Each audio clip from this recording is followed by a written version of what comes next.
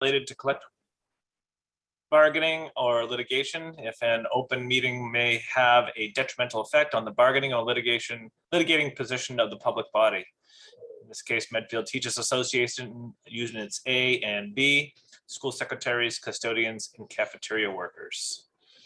So until our chair comes, I think we should probably postpone the, my clockwork doesn't want me taking over at all. She comes right in. Pass the baton, Madam Chair. Is Jess in now? She is. Okay. All right. So welcome everyone to the meeting. This is the one meeting each year in which the superintendent chairs at the beginning because of the reorganization of the school committee roles. So I will look for a motion for chair of the Medfield School Committee. I'd like to nominate Jess Riley as chair. Have a second on that? Second. Tonight. Oh, Any discussion? Hearing none, roll call vote. Megan Glenn, Aye. Tim Knight, aye, yes. Leo Brem, Aye. Anime O'Shea Brooke, Aye. and Jessica Riley. Aye. Or All am I right, supposed to Jess. vote for myself? Should I Yes, you abstain? can. Right back to you. All right, thank you. It's been an honor and arguably the second steepest learning curve I have ever had. First being parenthood. So It's still I going. have, It's going on forever. huh? That continues. Steep learning curve of parenthood. Oh, no kidding. Sorry, yeah, just All right, so do I have do I have a motion for the position of vice chair? Anyone? Yeah. Tim Knight, nominate Leo Leo Brem. Leo Brim. Okay, do I have a second? Who? I I'll second. second. It didn't. Okay, anime first, or anime motion, Tim Knight second. Beautiful. And they will take a roll call. All in favor?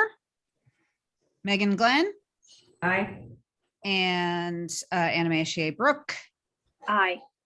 Tim Knight, aye, Leah Brem, Aye. and Jessica Riley. Aye. Okay.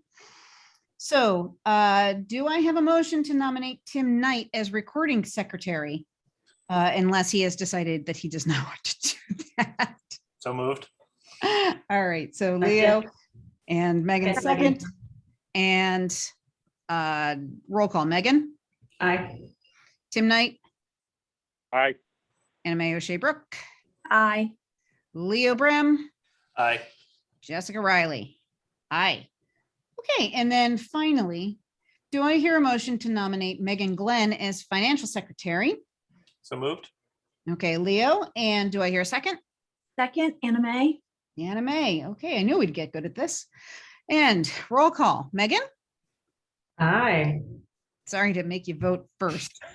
Awkward. Um, Leo, Aye. Anime O'Shea Brooke, Aye. and Tim Knight, aye.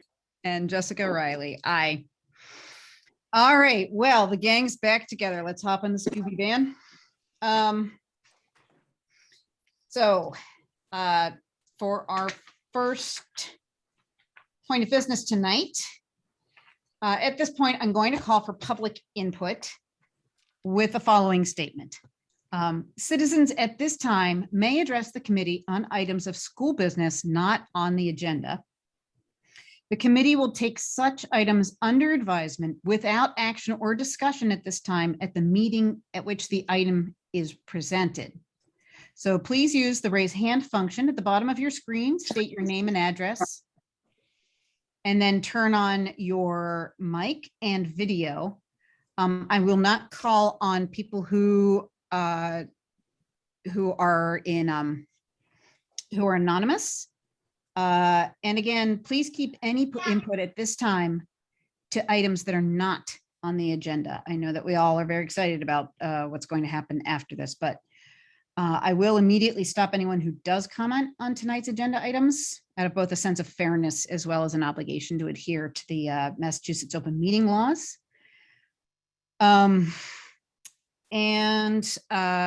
Let's see, I'm gonna need to find the attendees, which I haven't, the participants. Okay, do I have anyone? I don't have any, but after that big, long speech, I have nobody for public input. Madam Chair, I just want to remind everyone, we didn't do that at the beginning, that this meeting is being recorded. Oh, thank you so much. We opened it up and didn't do that, so I apologize. All right, this time. Okay, so then the first item on the agenda is the approval of minutes. Do I hear a motion to approve and retain the minutes for the June 17th, 2021 executive session? So moved. So moved, Anna Mae? Tim Knight. Okay, how about I do Anna Mae for so moved, and then Tim, do you want to take the second? Second. Okay, and then all in favor? I'm sorry, we are on Zoom, so I'm going to have to do roll calls all night long, and I apologize for this. Leo Brem?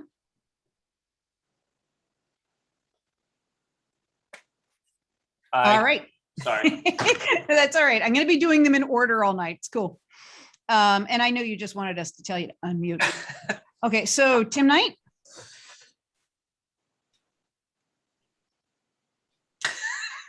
Aye. Boy, we are rusty. I'm going to make you guys come in for a practice meeting. That All wasn't the right. only one. And Anna Mae O'Shea Brooke. Aye. Sorry, Megan. And then Megan Glenn. Aye. And Jessica Riley. Aye. Okay, we'll try to tighten that up on this next one. The motion does pass unanimously. Do I hear a motion to approve the minutes for the June 16th, 2021 regular meeting and the July 14th, 2021 policy subcommittee meeting? So moved. Megan Glenn. Yeah, I Megan just Glenn. think, Jess, I think it's June 17th, isn't it? Was it June 17th? Been- That's at least what's in the, yeah. I don't think it was. That was Well- the June Oh, it is. 17th exec, right? Was The it June poli- 17th exact? I may have Been mistyped 17th that. regular, Okay. and then the 714 policy, but I think that might be separate because was everybody at the policy? Yeah, okay, we actually were. Yeah, I'm not trying to be particular on the 6th, whatever it was, the Oh, no. 16th or the 17th. We had the exact in the regular meeting It's the They went 17th. sequential. Thank you, Tim, Yeah. for catching that. That is actually my mistake on my little crib notes here. So I will again present the motion as amended. Do I hear a motion to approve the minutes for the June 17th, 2021 regular meeting and the July 14th, 2021 policy subcommittee meeting? So moved. Megan Glenn. Okay, Megan Glenn, and second? Second, Anna Mae. All right, and then all in favor with the roll call proceeding as per usual. Leo Brem, Aye. Tim Knight, Aye. Megan Glenn, Aye. Anna Mae O'Shea Brooke, Aye. Jessica Riley, aye, and the motion passes unanimously.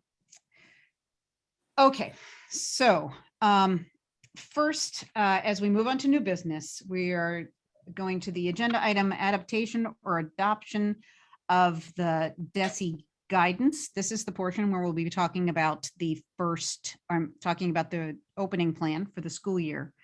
But a couple of things that I want to just Yes, do. one item, and I want to make, I'm not trying to be a nuisance.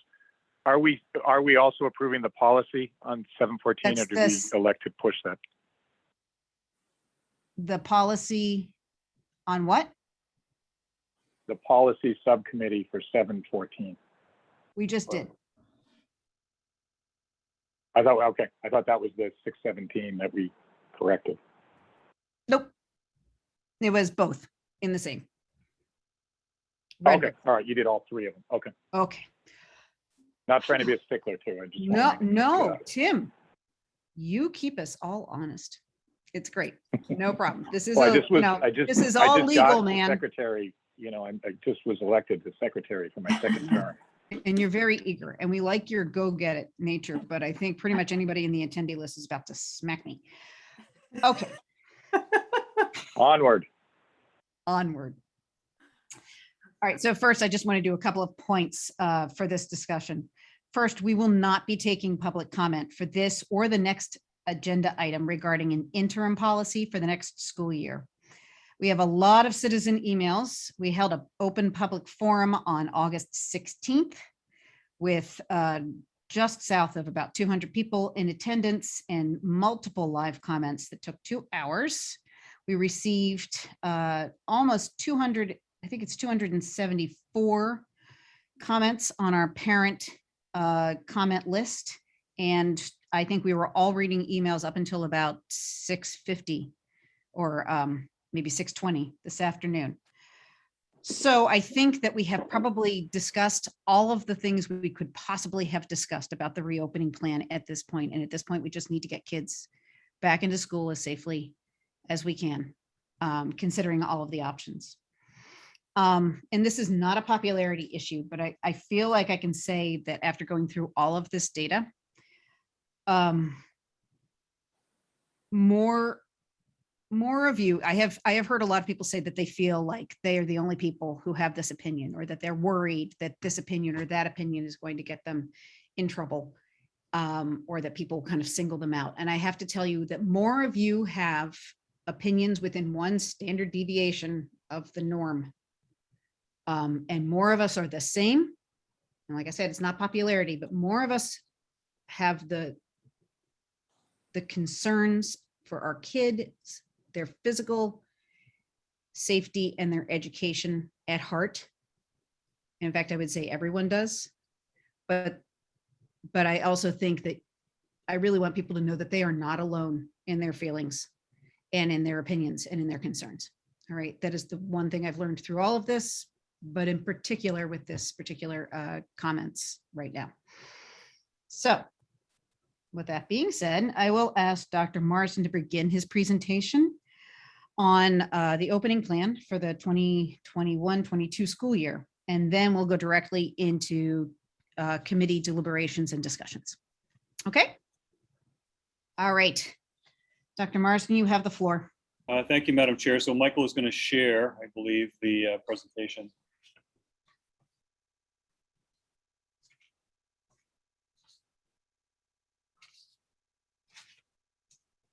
Okay. Thank you, Michael. You go to the next slide. There you go. I know I did this last week, but I just feel the need to do it again, even though some folks may not have been there last week. But I think anytime we get an opportunity to acknowledge and thank folks, it's important. It certainly was a challenging year for all of us last year, but I just really want to thank our teachers, nurses, our teacher assistant administrators, custodians, secretaries, cafeteria workers, all our other staff for working so hard on behalf of the kids. Our parents, we know this was a lot on parents last year, and they were very, very supportive of what we were doing and supporting of their kids and trying to make ends meet on their end with work and working from home and doing that. They did a wonderful job. Just want to thank them for that.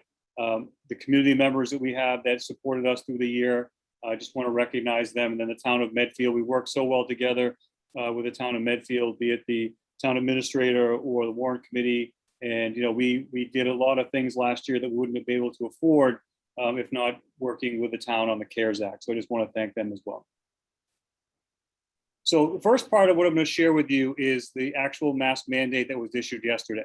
So I'm going to go through the dialogue that the commissioner had sent out. He sent this letter to all superintendents yesterday at about 3:30 in the afternoon after the Board of Education on Tuesday voted to give him the authority to do this. So this wasn't something that he could do prior to that vote. But as you know, on the committee, I was one of 10 superintendents that met with the commissioner on last Friday morning, when he wanted to roll out the plan and talk to us and get feedback from us and see what we thought, because he was going to go public later that afternoon with a plan. So I think it speaks highly of the commissioner that he looks for feedback from superintendents and doesn't just do this on his own in a vacuum. So I appreciated that opportunity to speak with him and with my other colleagues on Friday morning. So consistent with the authority provided by the board and after consulting with medical experts and state health officials, the commissioner is implementing the following requirements. Effective immediately, as of yesterday. Public school students age 5 and above and staff in all grades are required to wear masks indoors in schools except as noted below. Masks are not required when outdoors. All visitors are also expected to wear a mask in school buildings. So that's an important piece that once I get to what we're going to be doing as a district, that we will be opening our doors to visitors again. Remember, last year we had no visitors in our district at all. So we are going to be opening back up to visitors, but they are expected to wear a mask at all times in school buildings. The mask requirement will be in place until or at least October 1st, 2021. The commission will revisit this requirement in the near future to revise it as warranted by public health data. So I had individual conversations with school committee members. I think you know that if we did have our meeting on Monday, part of what I need to do, my responsibility was make a recommendation to the school committee. The recommendation I was going to make Monday evening, and if this had not come through yesterday in time for our meeting tonight, my recommendation would have been universal masking for all students and staff. We actually had a date of October 7th, but we did, not October 1st. We thought the 7th was a good time to take a look at what the local data say on that. So that was something that, as you know, I was going to present. I think it's the right thing to do to start off the school year. I think the great part about this mandate is there is an off ramp here. It's not you have the mask on forever and ever. So there's ways that you can look at local data because context does matter with this. And if you look at what we've done in this community and what our parents have done with making sure their children are vaccinated, and then parents themselves and other members of the community getting vaccinated, you know, that opens a door for us, hopefully, to at some point this year to remove masks, at least at the upper grades where students are 95% plus vaccinated. Next slide, Michael. Masks should cover an individual's nose and mouth. It's strongly recommended that students younger than 5 also wear a mask in school. Students and staff who cannot wear a mask for medical reasons and students who cannot wear a mask for behavioral reasons are exempt from the requirement. Face shields may be an option for students with medical or behavioral needs who aren't able to wear a mask or face coverings. Transparent masks may be the best option for teachers and students in classes for the deaf and hard of hearing students. So last year, all of our teachers were issued face shields in addition to masks, and we have additional ones on as well. So if we need to do face shields for our staff and or for students at some because of either a medical reason or disability, then we will definitely do that. The mask requirement applies when students and staff are indoors at school, except when eating, drinking, and during mask breaks. I'll be touching upon later what our plans are for lunch and snack in the district once we open up. Mask breaks may occur throughout the day if feasible. Breaks should occur when windows are open and students are outdoors. And as a reminder, meals and outdoor recess provide built-in mask breaks for students and staff. That's a really important piece. I think that last year we had scheduled mask breaks in some schools, and I think basically what we have already in our schedule with either snack time, lunch, or recess already has those built-in mask breaks for us. Masks may also be removed indoors when necessary to participate in elective classes, such as the use of wind instruments and band.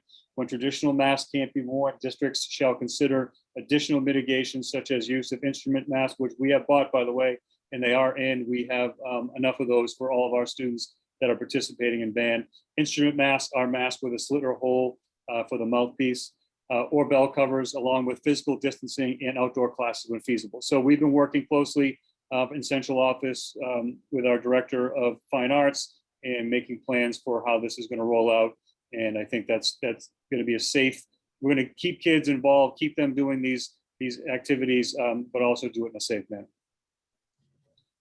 Masks are required for any sports-related activities for student athletes and coaches when indoors, in alignment with the guidance provided by MIAA. So any outdoor sports in the fall, masks are optional. There's no requirement to wear a mask. So any indoor athletics, which is volleyball this in the fall, you're required to wear a mask. Masks should be provided by the student family, but disposable masks should be made available for the school for students who need them. And we've already purchased those and they're coming in every single day. The PPE process has started once again. By federal public order, all students and staff are required to wear a mask on school buses. This is really important. This isn't the state, this isn't local. Everyone, whether you're vaccinated or not, you need to wear a mask on school buses. And we'll continue to do the mitigation factor of the open windows, which is really an important piece to keep the air ventilation and circulation going within the school bus. After October 1st, if the school demonstrates a vaccination rate of 80% or more of students and staff in the school, then vaccinated individuals in that school would no longer be subject to the DESE mask requirement. DESE will provide additional information to districts in the coming weeks in preparation for October 1st date, including how to demonstrate the 80% vaccination threshold. So, you know, we're there at the high school. We're above 80%. We're not quite there yet at the middle school, but we're pretty close to that. So certainly we'll be watching all the local data, and we'll look at things like, again, the vaccination rates, and look at what the transmission rate is and the positivity rate within the town. So we'll keep that, the local information. We'll be watching that very closely, and also talking with Board of Health members on that to get their input on well before October 1st. So that, in a nutshell, is what the commissioner sent out to us to really, he told us in the meeting that was going to happen, and he did make some changes based on our input, and that's the actual mandate. So I wanted to go over a few things that will facilitate our September opening, that we've done in district, and just try to ease some concerns that folks may have as we go toward the opening of school. So we'll look at transportation, ventilation, lunch, and then our pool testing and Buy Next Now program. So bus transportation, as you know, last year, DESE removed the capacity limits. So we'll be having full capacity in our buses as we have before. Everyone needs to wear a mask, and windows will be open for ventilation. That's a critical piece of transmission prevention. Again, masks must be worn, and students are no longer considered close contacts as long as windows are open and the students are wearing a mask. So that's a huge change in the guidance and what they found. So when they studied the transportation issues last year statewide, whenever we reported something, there was no real connection with students that were close contacts on the bus, if students wear masks and the windows are open, and transmission of the virus. So they removed that close contact, which is really an important piece, because lots of kids were considered close contacts, and they really didn't need to be. So that's an important piece in the transportation. In addition to transportation, the traffic patterns at Blake and Medfield High School will no longer be one way. So we're going back to the traffic patterns we had prior to last year. So that's an important piece to remember. We're not going to have just one opening. We have to come in on one street and leave on the other. We are going to be open like we were prior. And then I really want you to watch for any communications from the principals regarding any updated traffic patterns at Memorial, Wheelock, and Dale Street, because as you know, with the increase last year of parent drop-offs because of our lack of capacity on buses, we had to really adjust those traffic patterns so that kids could get to school on time, and it really didn't mess up traffic in town for the entire day. So please watch for any communications with the principals regarding those updated patterns. Ventilation, as we've come to know and learn in the last year and a half, is the key to all of this and keeping everyone safe. We've done a lot of work on that, and we will continue to be really vigilant around this area. So HVAC systems were repaired and upgraded last year. We put a new rooftop unit at the high school, and the middle school and high school controls were upgraded this summer. So this is an energy management system with those two buildings that will allow us to really do a much better job with managing the HVAC system in those buildings. As you know, Wheelock and Dale Street do not have HVAC systems, but there are hospital grade air purifiers in every room as they were last year. Exhaust fans and univents at the elementary schools and all 5 schools were repaired in all buildings. So we looked at replacing belts and motors, et cetera, to make sure those exhaust fans and univents were all operating properly. The MERV 13 filters that we installed last year will still be in and still be changed 3 times this year. The MERV 8 filters and the univents also be replaced on that same schedule. So the univents can't take MERV 13, so MERV 8s are really great filters as well. So that's what we installed last year and had a lot of success with that. One key thing that really prompted us to have to replace the rooftop unit this year was that we have our HVAC system, the fresh air increased to 80%, which means it's always taking in that fresh air all the time, which essentially the rooftop unit at one of them at the high school, they were running all the time, and one of them just gave out in the summer, so we had to replace that. Those Austin HEPA purifier systems are in all those classrooms. Again, we've had great feedback on those. They do a great job with air exchange. They're looking for 4 to 6 air exchange per hour in the classroom, and they're not loud, so they're not disruptive to teaching and learning. Classroom windows, again, open all day, and we conducted air quality tests throughout all 5 buildings last year. We'll do that again this year. So I know this was a concern that many folks had in the feedback, and certainly we got feedback on it last Monday as well. Rightfully so, I think. I think one of the parts of the guidance that didn't make a lot of sense to all of us was the lunch piece. So you have your child masked, and then all of a sudden you go into a lunchroom elbow to elbow, and unmasked, and then kids eat and laugh and joke, and then they put their mask back on and go. Didn't seem to make a lot of sense from what we learned over the past year. So what we've done is looked at making sure that we have 2 separate areas for lunch in each building. So that we'll be splitting half the amount of kids in the cafeteria and having them sit every other seat, so they're not sitting as they were in normal times. So Medfield High School, we really are going to try to promote kids eating outside, weather permitting, as much as we can. We have purchased additional picnic tables that will be going up before the start of school and placing them around the cafeteria area so that kids can eat outside, weather permitting. Otherwise, there'll be half the kids in the cafeteria and half the kids in the gym during a scheduled lunch. Same thing with Blake, looking at the outside, weather permitting, having lunch. They did a great job with this last year. I think Blake kids ate outside almost until Thanksgiving last year, and the weather really cooperated. But if we can't go outside, we'll be splitting the kids in the cafeteria and in the auditorium. We did not have access to the auditorium last year, but we do this year because we've moved some of that was the storage area for a lot of the equipment we took out of the classrooms, and we've since moved that out of there. So that's available for kids to sit at a good distance and be able to eat and still communicate and socialize through their lunch period. Dale, Wheelock, and Memorial, all 3 of those will be split between the cafeteria and the gym. Again, trying to provide some distance, but also making sure that kids can still socialize at lunchtime so they're not so far away they can't have the interaction, which we know is critical and important. We want to make sure that we try to do that for our kids, especially after last year. So snack is another issue that I think came up with some of the questions. So we have a couple of ways we can do snack. So I think in the good weather, we'll try to have the kids go outside and have their snack at the teacher's discretion. But if it's not great weather, we'll split the kids in half. Half the kids will be in the classroom and the other half will be in the hallway. And I'm sure they'll split and do that, so it always changes around. It's not always the same kids in the hallway versus the classroom, but we'll leave that to our teacher's discretion. I think that they know what's best for the number of kids they have and how they can break that up. So again, try to make sense of what the guidance was. And we think this is the safest way for our kids to enjoy both lunch and snack. And then mass breaks, they'll be incorporated throughout the day.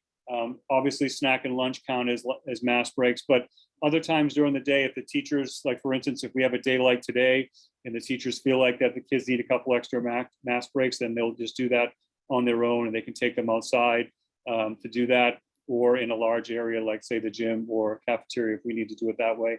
But they did this all last year, so they're kind of old pros at all this. So they were very successful doing this, and we feel like they can use their discretion in that way.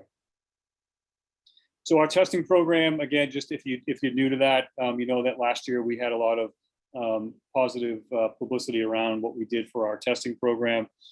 So the 2 testing programs we have, the Buy Next Now testing, which is again a DESE sponsored. We began that in December of 2020. We were one of the first districts to sign up for that. It's great because you get the results in 15 minutes. And this is what we used when we got a positive pool back during the testing last year. This was the first test that we gave those students. And then the interesting thing that they're doing this year is called this Test and Stay program. So if you are a close contact in school, instead of having to go and quarantine, you have an option to do a test and stay, which means you come into school for 5 days and you're tested with an antigen test 5 days in a row. And every day that you are negative, you get to stay in school. So I know that Kathy Thompson had a meeting with the state on this today, and she and I haven't connected yet today with all the details, but we'll be doing that tomorrow. But that's a new wrinkle in the state's testing program, so less kids have to quarantine. We'll have kids staying right in school, and they get tested every single day. So our pool testing, again, we're going to expand that to our kindergarten through 12 students. Again, that's an optional, but we had incredible numbers last year, and that's what made it so successful. So Kathy Thompson and the nurses will be sending out that information right as school begins. DESE's going to fund this entire program again this year, which is a big help. We did get a different company assigned to us than last year, but Kathy had, like I said, a meeting with them today, and then we hope to have this up and running by mid-September. We have to get all of the assurances from parents and the signups and all that, and then we'll start doing that, starting with K and going right up to high school, and then all of our staff too, because they almost all participated in that last year. So a lot of good success with that, and it really gives us the peace of mind by doing that surveillance testing. we can know exactly, where the virus is, and if it's in our building, what we can do to prevent that spread. So other information that, you may want to know about, our cleaning protocols from last year will remain in place. We're still using that same product that is organically based, that kills the virus within seconds. And we got some publicity on that last year, but that was very, very successful using that product. Physical distancing is no longer a requirement from the state. So we're going to do our best to make sure kids are separated. But I think everyone knows that was the big problem statewide last year in terms of getting kids back to school full time. And there's a lot of research and a lot of studies that happened during that year that, 6 feet really wasn't any different than 3 feet, and 3 feet may not have been as good as people think. So based on what the medical teams at the state level and the doctors have decided with the state guidance, that physical distancing is no longer a requirement, because our kids will be masked at the time. We're not going to use lockers at any grade level at this point this year. We are going to have cubbies at Memorial. They're going to use those. They put them in there quickly and they go. It's a little bit different model than at the upper grades with Dale Street and the middle school and high school with lockers. So we'll utilize the cubbies, but not the other lockers. Shields won't be used at the elementary level to start, and that may change based on the data that we see, and if there's any issues around transmission, which we don't anticipate, we would put those back up if we need to. We're no longer wiping the desk at the beginning and end of the high school periods. That has shown not to really do much other than spend almost $10,000 a month, as we did last year, on wipes. So we are not going to be doing that. Has not been a effective mitigation strategy. And then free lunch will continue for the 2021-2022 school year. That's the federal government. They are providing free lunch for all school kids across the country. So that will continue. We did it this past year, and we're going to do it again this year. Mixed feelings on that. I think the intent is great, but it doesn't really help our program very much, because we get reimbursed from the government, but it doesn't allow us to do some of the other programs that we have really implemented in our lunchroom that have been great. So that's going to stay there. The one piece that I will add is that tomorrow, all parents will get an email with even more detail on some of these items that will tell you kind of, it's our reopening. It's a modified version of our reopening plan that has all this info plus more in different areas that you'll be able to read. So you'll get a lot more information on it tomorrow, and hopefully that will clear up any issues that you may have. That's all I have with that, Madam Chair. I would ask too that if you're okay with it, we did consult with our school physician, and I know that she's on, and it might be helpful if she is able to just say a couple of things with the consultation that we did. I'd be very happy to have her over. Please bring over Dr. McCullough. Owen, can you do that for me? Sure. Thank you.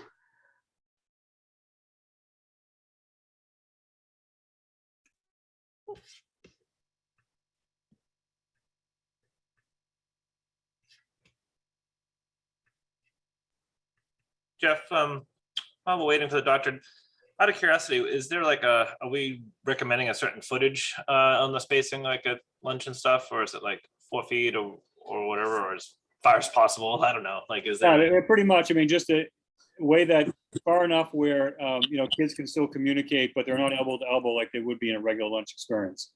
So just want to make sure that, I think that we all know that one of the key components of getting kids back to school, and that's why we did it last spring, is to make sure that kids have that social interaction. And they've enjoyed that all summer. We want to keep that up. And I think that's an important, critical piece of school and cafeteria, so that they can not only eat a nutritious meal, but also have conversation with their peers. But again, we want to make sure that it's half the amount of kids in the space, and that the kids are spaced out as they have those conversations. The real reason why we put those shields on the last year was because we were holding lunch in the classrooms, and that was really, the shields were for lunch purposes. So we don't feel like we need those now, because we're going back into the classroom at this point. And the elementary kids could eat outside too, right? They're going to eat outside as well. Yeah, they can. It's a little more complex, I think, with Memorial at the beginning, especially because they're little ones and it's all new to them. And even the first graders is still new, but I think at the upper grades, you could look at it. But based on what the principals have done with this, I think that they have a pretty good plan to keep kids safe. Just curious. Thank you. Sure. I'm glad Laura turned off her camera because she looks like she's someplace really, really nice. I am, but when I turned on my camera, everybody started cutting out. Can everybody hear me now? Yes, Yeah. we can. Thank you. Yeah. Okay, I apologize. I had a prior engagement tonight, a banquet that I had to attend. But I wanted to call in just to lend I don't know, support and credence for unfortunately what we are doing. I will say there was probably nobody that was more sad to start this year in masks than I was. But unfortunately, one of my colleagues always says it best. We are trying to make long-term plans for an evolving situation, and that unfortunately just does not work. When the email came out last June saying that we were going to return to school in a normal way, non-distanced with no masks, I was extremely, extremely happy and excited. And as Delta started to kind of take hold and take foot here in the United States, I couldn't believe this is the way this is going, especially because I have to put a shout out to Massachusetts and Medfield in general. We have done it. We have achieved herd immunity. We have achieved our goal, and we unfortunately should not be in this position, but this is the way it's going to be for the start of the year until we know which way this is going. And I do think this is an unfortunate situation, but a smart decision for us to get back to school in a safe and sustainable way for all of our kids. And I do hope, probably not October 1st or October 7th, but as soon as we can pivot. And once we are in a safer and better position, then get rid of masks. I do have 2 plugs and 2 pleas for everybody in Medfield. One is what we're starting to see in the office is, yes, there's lots of other colds and lots of other respiratory illnesses. You know, our test positivity is only about 2.8% right now, which means that, you know, 97% of the time plus, it is something else. But if we are not testing, if we are not going after our kids' coughs or fever just above 100, we're going to be in a situation where we could potentially be infecting other people, and other people that could have more consequences than what our own family would have. The other thing I would say is that the way we are going to get out of this, because you know, we are in a fortunate situation here in Massachusetts. Our hospitals are a little busier, but not filling with COVID. Our PICUs are not filling with COVID patients. Our hospitals are busy because they're doing their normal hospital work. That is not the case in other places in this country. There are places in this country that I unfortunately would not travel to right now, because if my kids needed stitches or had an emergency, they would not be able to get into a hospital and have good, reliable medical care, because it's not available, because their vaccination rates and their virus rates are at a place which is scary. I'm on tons of physician forums, tons of email chains where people are constantly asking for resources that are not available in other parts of this country. Unfortunately, we're not seeing it here, which makes it easy for us to not appreciate, but it's also still a concern in other parts. And this is the reality of the situation today. And this is why we all have to be vigilant and keep each other safe until we can look forward to the day where we're going to be maskless and teaching our children in a way that we are going to now know is the normal.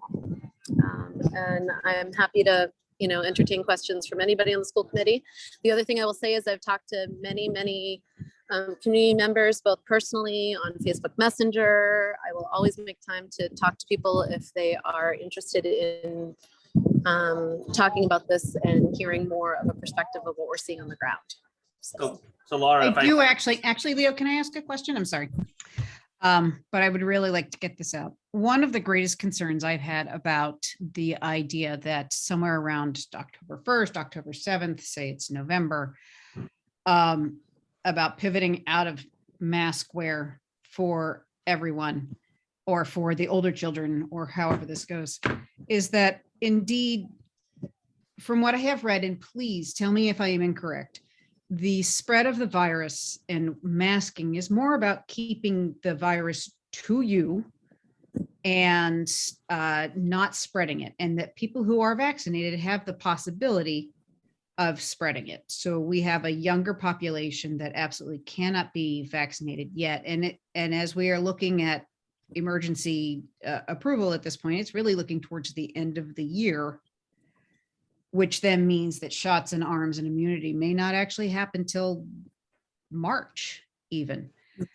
How do we rectify these two realities? How do we rectify the idea that unvaccinated or that vaccinated people would be able to take off their mask and that the mask would protect somebody from getting it, one of our younger children? Can you tell me or walk me through that a little bit? Because I feel like there's a little bit of a cognitive dissonance around that, but I understand that there are subtleties to it as well. Yeah. So Jess, I think unfortunately what you're asking there isn't great concrete evidence of. I think what we know about the spread of COVID and the ability for vaccinated people to get COVID, and from our Provincetown outbreak, is it does appear that people who are vaccinated can carry a viral load and can in fact spread it. Now, I have been saying, anybody that knows me personally has heard me say from the beginning of this, we're all going to get COVID. We are all going to get COVID, even if we're vaccinated, because that's the way coronaviruses work. We get vaccinated not to not get COVID, but to not die from COVID. Right. Just the same way we get flu vaccines, not to not get flu, because how many people have gotten the flu vaccine and still gotten flu? That's happened to everybody in my house pretty much every year.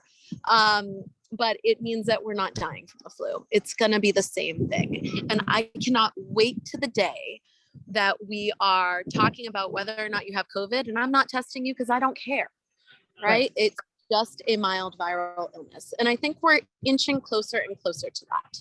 With our vaccinated. There's that part of, for me, I've been vaccinated and I'm going to probably get a booster somewhere in November, but I will be able to have that booster well before children under the age of 12. And so at that point, it becomes, I don't know, we are obviously setting up a policy and a plan that is about flexibility and responsiveness to community data. Yeah. But at the same time, there is a very real concern there that we're talking about how valuable how valuable the vaccine is.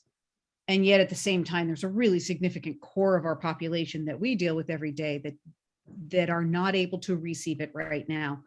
And that parents may choose not to vaccinate.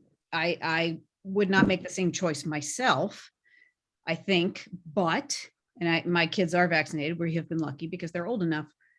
But I think that sometimes people worry very much that younger kids will be more affected in some way. And I can't think for other people, and I can't really plan the future. We all know this.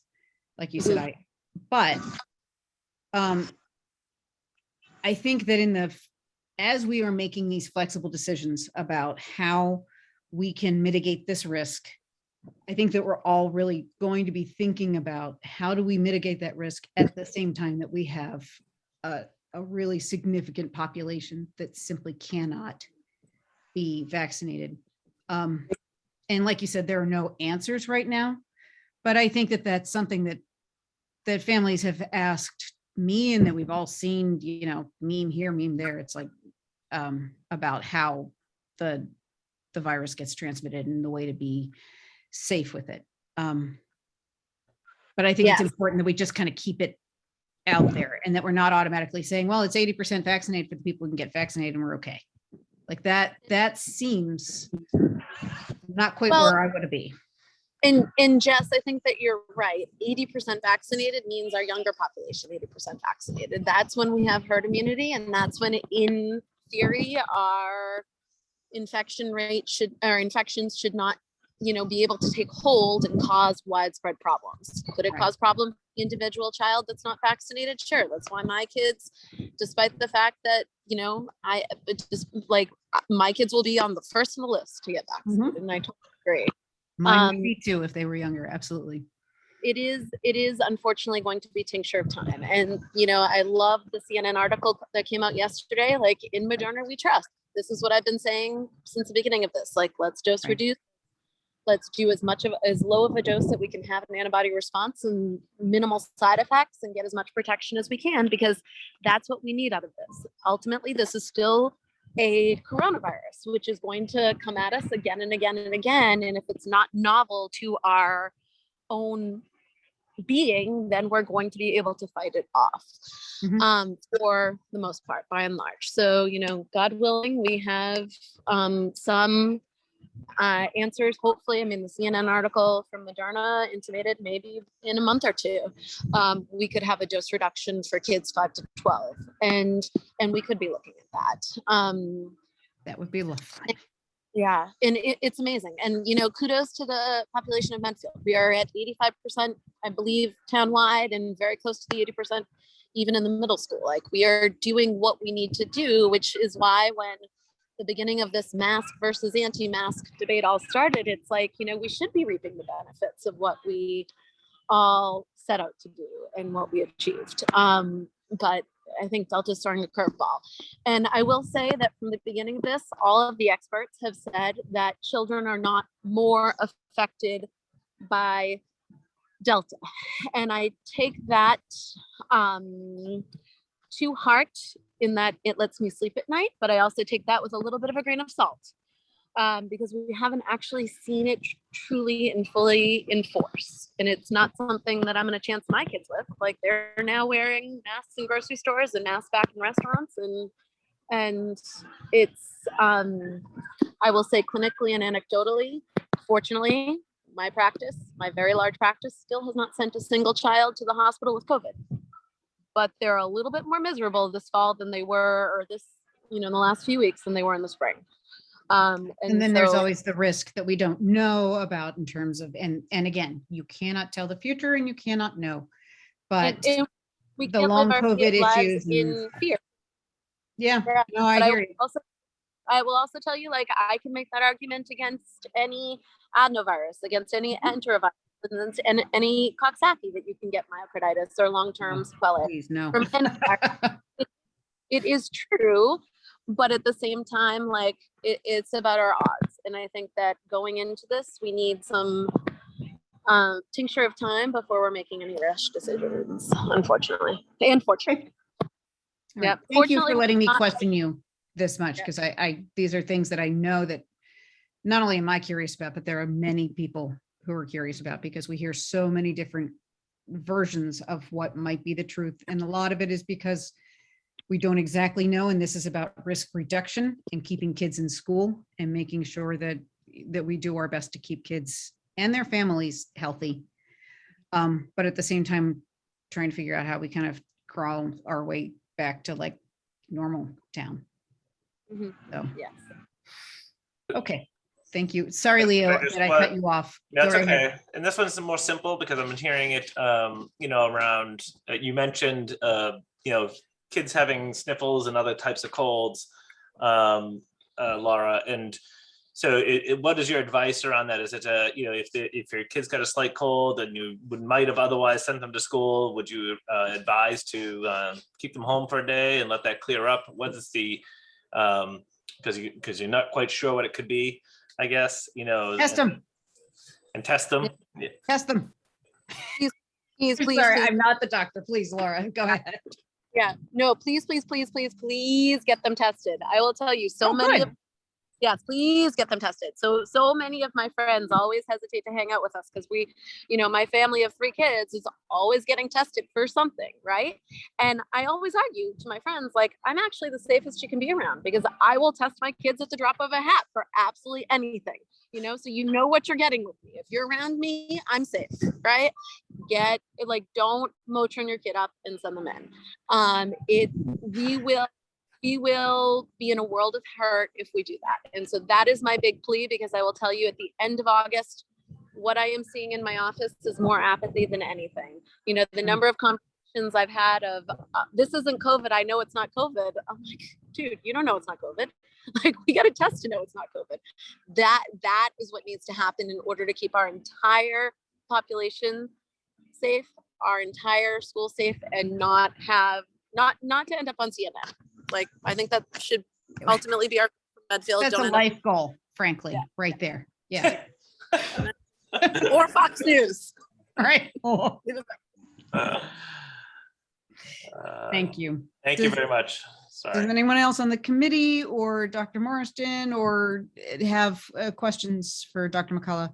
That's a good plug then straight into the pooled testing that I think it's just fantastic news that the state's going to keep paying for that. My question to you, Dr. Marston, is there any way to get that ball rolling a little faster, like sending out the consent forms this week or early next week, even before school starts, so that, you know, it's so important to catch as people are coming back from vacations and whatnot, or have been out of state or in places that they otherwise normally won't be. I feel like testing starting right away is going to be so important. And I don't know if there's anything that we can do to kind of expedite that process. Yeah, I mean, I think that's probably the best case scenario, but as I said earlier, I need to just connect with Kathy. She and I didn't connect today at all. So when I connect with her tomorrow, she had a meeting and she'll fill me in with all the information. We could, this was just based on a conversation we had prior to the meeting today. So it could be moved up. I'm just not sure. Okay. And then the only other thing I have for Dr. McCullough is just to reiterate that masks actually are effective in, you know, preventing the transmission. I know we had another pediatrician come to our parent input forum who said she saw reduced flus, gastro bugs, whatnot. And I just wanted to get your take on, you know, some claim that there's no point in the mask, but I just wanted to hear from you what your stance was on that. Yes, absolutely. Masks are 100% effective in preventing COVID and transmission for COVID. It is absolutely most effective to have both parties, you know, the transmitter and the transmissee, be masked. But there is no doubt that masks work, and masks work very, very well. I can tell you that I can share the data from all of our sick visits in my clinic and office this year, that the reduction of what we have seen, I mean, masks and COVID and pandemics, I joke every day, have cured ear infections, have cured strep throat, have all but eliminated asthma. It has been amazing for people. I will challenge anybody that's out there that's listening to say, have their kids ever had a healthier year? My kids certainly haven't. Like, in terms of fevers, we missed very minimal school this year, and we saw that in our sick visits, which is wonderful. So masks work. They are not dangerous. They are not intrinsically detrimental. I will say that, sure, they're annoying. Sure, they interfere with reading. They interfere with phonics. I will say that any of my kindergarten, first grade tutors, people that I've talked to, like, they're pulling masks down, they're putting shields on, they're doing Zoom so that kids can hear their diphthongs, their ch, ch sounds. I'm not a teacher, so I won't really go there, but it is harder. And for that reason, I can't wait for our kids to get their masks off, to socialize normally, to learn language and learn reading as we can. But we are always on a risk-benefit scale and looking at our lesser of all evils, and that is where we are at this point. So masks do work, and I'm so sad we're going to be going back to school with them, but that is our reality. And we are in a position in the United States and in the world to be lucky enough to be doing that. When you look at what else is happening. Thank you so much. And thank you for taking your time today. Does anybody else have a question for Dr. McCullough? No? All right. Thank you so much. Go back Thank to you, your Laura. bank. Appreciate it. Sounds Thank you. lovely. All right. Good night, guys. Take care. Thanks. Good night. Thank you. Okay, so Dr. Marston. or actually, let's, as a committee, talk about any concerns we have with the plan, any positives, any things that we feel like we should be looking out for. I have a couple questions. I still, unfortunately, I was muted, but I don't think they were essential that Dr. McCullough was there. One was just a follow up on Megan's relative to the pool testing. I know, Dr. Marston, you're saying you're waiting to hear Kathy, but do you see changes in terms of what students, what grades would be getting, part of the pool testing program? Yeah, so we would bring it down to K. So we had it at Dale Street 4 and 5 last year, all the way up to 12. We'd bring it down to K at this point, and we have to have a conversation about pre-K. We haven't had that conversation yet. But right now, looking at K to 12 and all staff that want to participate in that. Okay, that's good news. And it sounds like you're changing the third party that helps manage and administer. Do we have any input as to how soon we get results from the pool testing? Yeah, we typically get it within 24 hours. So they have a courier service that picks it up for us, and then they go and test it, and then we get an email. Kathy gets the information within 24 hours. Okay, and I forget. One of the things that go ahead. No, I was wondering if, as we get results, can we share what results are in general? And I'm more thinking as we fast forward, if we make any changes down the road. Like, how do you see if there's any trends? Would you be notifying us, or how are we looking at that? Yeah, I think we would probably look at what we did this past year, which worked really well. Which we once a pool was identified, we identified those parents and those kids right away. Did the testing, and then we posted it every week, every Friday, on the website if there are any positive pools, so that people would know what was going on. Okay. All right.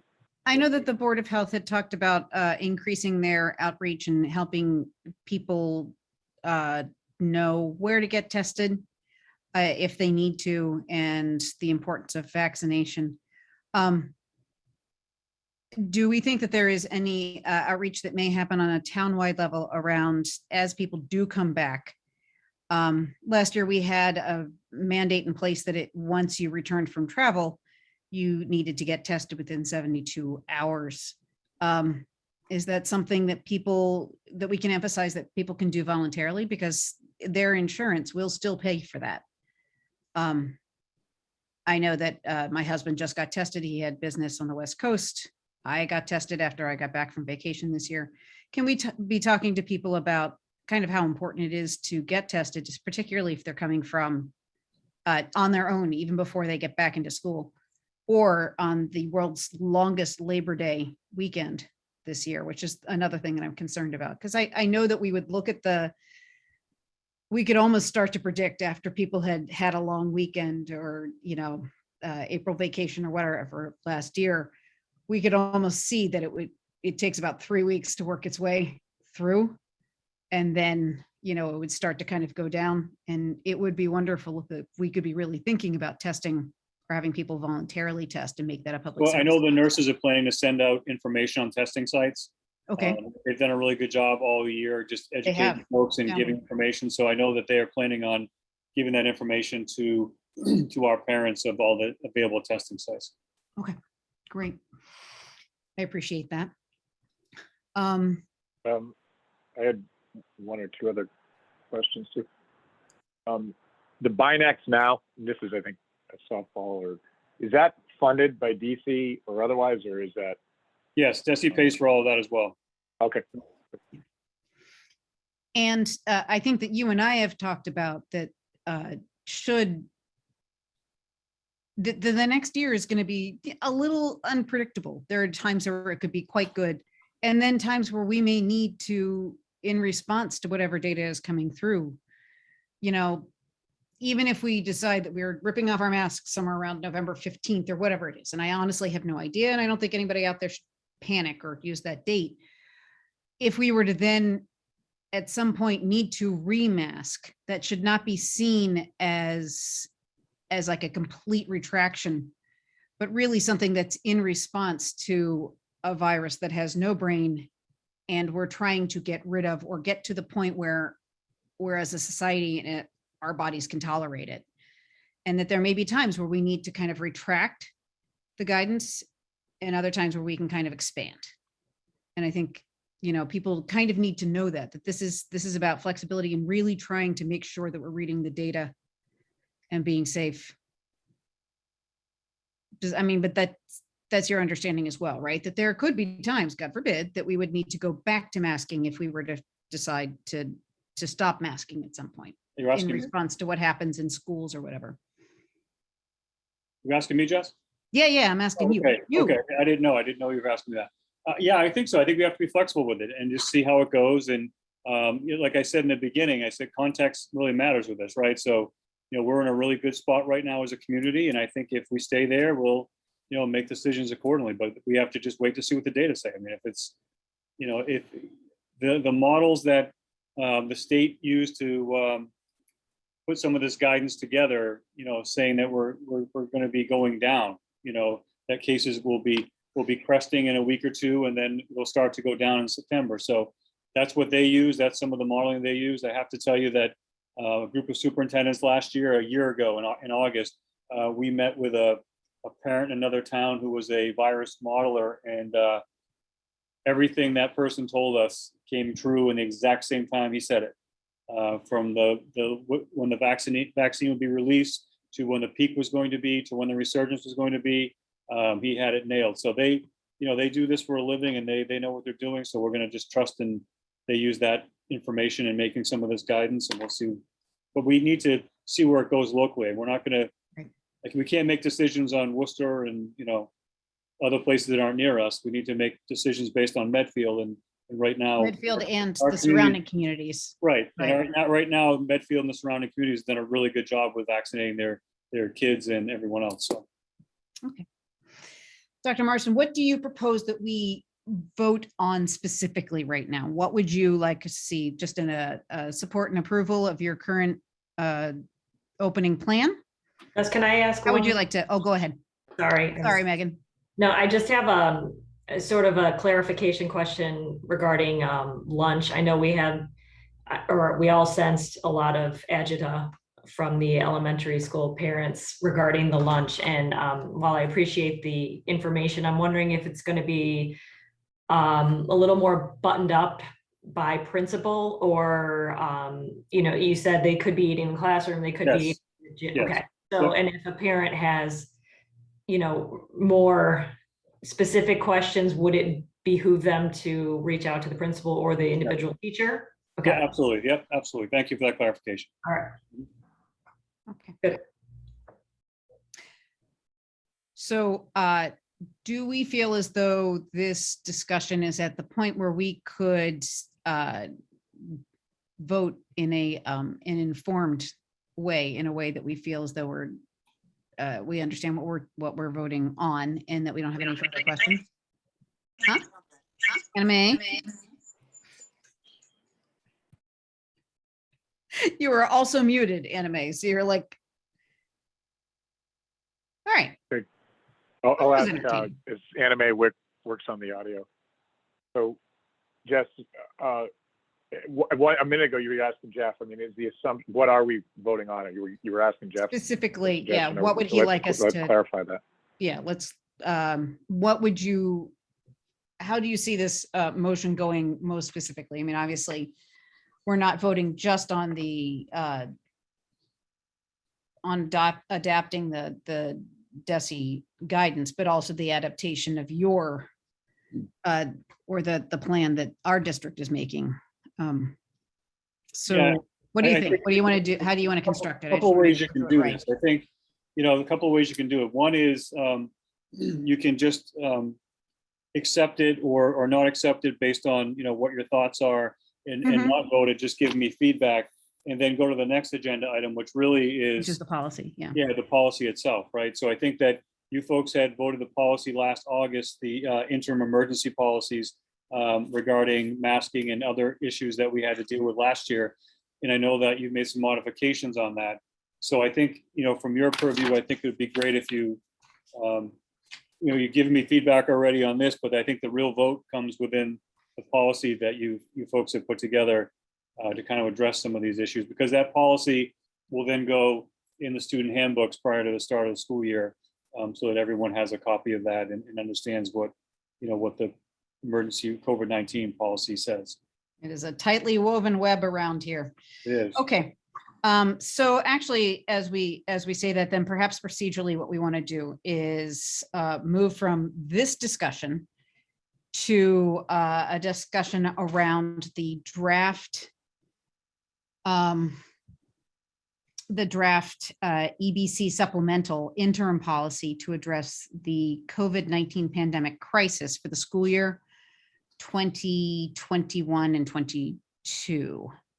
And you all were able to review that. I know that Dr. Marsden and I spent a lot of time kind of boilerplating that off of last year's to make sure that we were, and then Megan advised us as a member of the subcommittee. And then the rest of you received it this afternoon. And Madam Chair, I will add to that our attorney did approve and endorse this as Oh, written. perfect. Right. That was the next question I had. So if Mr. Waugh has endorsed and approved it, I know that we went over it in really excessive detail, but if there are questions, please, please, please ask them now. I think the way that this would go procedurally is that we would rescind the EBC supplemental interim policy for school year 2020-21 and replace with this one. So we could just vote it out entirely and then replace it with this one. Does that sound reasonable to all of you policy folks? Tim, Megan, Tim, got thoughts? Sure. They are interwoven. So my only question, I think we're answering it, was, so if we are not voting on the implementation of the DC mask requirement, because they're not consistent. So like my question, if we were, I would say, what happens when the DC mask requirement is inconsistent with the EBC supplement, which right now we're not capturing any of the 80% language and whatnot. So if we're going to vote on the EBC supplement, we are at least saying right now we are voting, and the policy is that masks will be in place through the year, and we don't have any language around it, or until we take a vote that says otherwise. And I just because of my being on PTO, I haven't gone through this in detail, just reading the document today, though. That's what I think we would be saying, at least on that, as well as visitors in the school. And that's my understanding. And I asked that to the committee, really, is that a correct, is that understanding, am I reading it correctly? Or do other people look at it differently? And I see Jeff waving a finger, so please. Jeff, go ahead. So I would say that the mandate that comes from DESE is something that we all have to do in every school district in Massachusetts. So that's an order from DESE, much like MCAS and the 8 million reports we have to do every year. And I mean, those are all required for the Department of Ed. And the take back is like, someone, why don't you just do what you want? No, the take back is they give us almost $7 million a year for our budget. So, I mean, that's the give and take with some of this. They have regulations over the district and what we have to do. So that whether you vote this policy or not, Tim, that mandate is in place right now for every school district in Massachusetts. What this policy does is that it updates what you folks did last year in terms of what it's going to look like in your schools in Medfield. So the 80% and the October 1st doesn't need to be in your policy because that's already mandated from the state of Massachusetts. But if DESE should then decide that they feel like, okay, masks off, let's go, but we don't feel as though that's the case, they're not going to mandate us to take off the masks. We can then retain local control over what we think is best right? So essentially it's that the mandate itself is for masking up into a certain point, and they'll kind of continue that. But this allows us to have control over what we feel at the local level once that mandate is gone in terms of Okay. masking. So That I would, generally makes sense. well, I would say that I'd just be careful around that because. I'm never my- careful, you know. Yeah, so my sense is that the mandate could be extended. Right. And if it's extended, I don't want to predict what the state's going to do in terms of telling you that you have to take your mask off. I don't know that. They could. Okay. No, They that's could say true. that. You're We don't know that. So I don't want to predict that. I just think that, this policy that was revised, you rescind what you did last year, this replaces it, and then we still go through the mandate. Mhm. So let me give you an example. If we had met Monday night instead of tonight, you'd be voting on this, and that would be what we would go on, and then the mandate would trump this anyway because you'd have to implement it, right? But we made the decision knowing this was coming to meet after because it made more sense to do it that way. So I think this is. So, and Go ahead, Tim. go ahead, Jeff. No, go ahead. Yeah, all right, well, okay, I'm guessing. So, and where I'm trying to gain clarity is the mandate says, if the school demonstrates 80% of more the students and staff, then vaccinated individuals in that school would no longer be subject to the DC mask requirement. Right. So they're no longer subject to the DC mask requirement. But then we have an interim policy that does state we do have a mask requirement. So then and we may need help from, somebody on the legal side. So which is governing in that? So I would say that the last line on the policy says the interim policy may be reviewed in part or in full at any time upon the request of the superintendent or upon a majority vote of the school committee. Right. So that's our parachute out, Tim. Yeah. Is that this is meant to be So- reviewed upon changes in circumstance, upon request by Dr. Marston when he knows that circumstances are changing, upon request by us when we feel as though maybe there are things that need to be looked at. And it doesn't mean that we have to have masks all year because of the policy. It means that we can adjust that policy. And that's what an interim policy is. It's meant to be fluid in that way. That's why it's a short-term policy. Hold on a second. Is it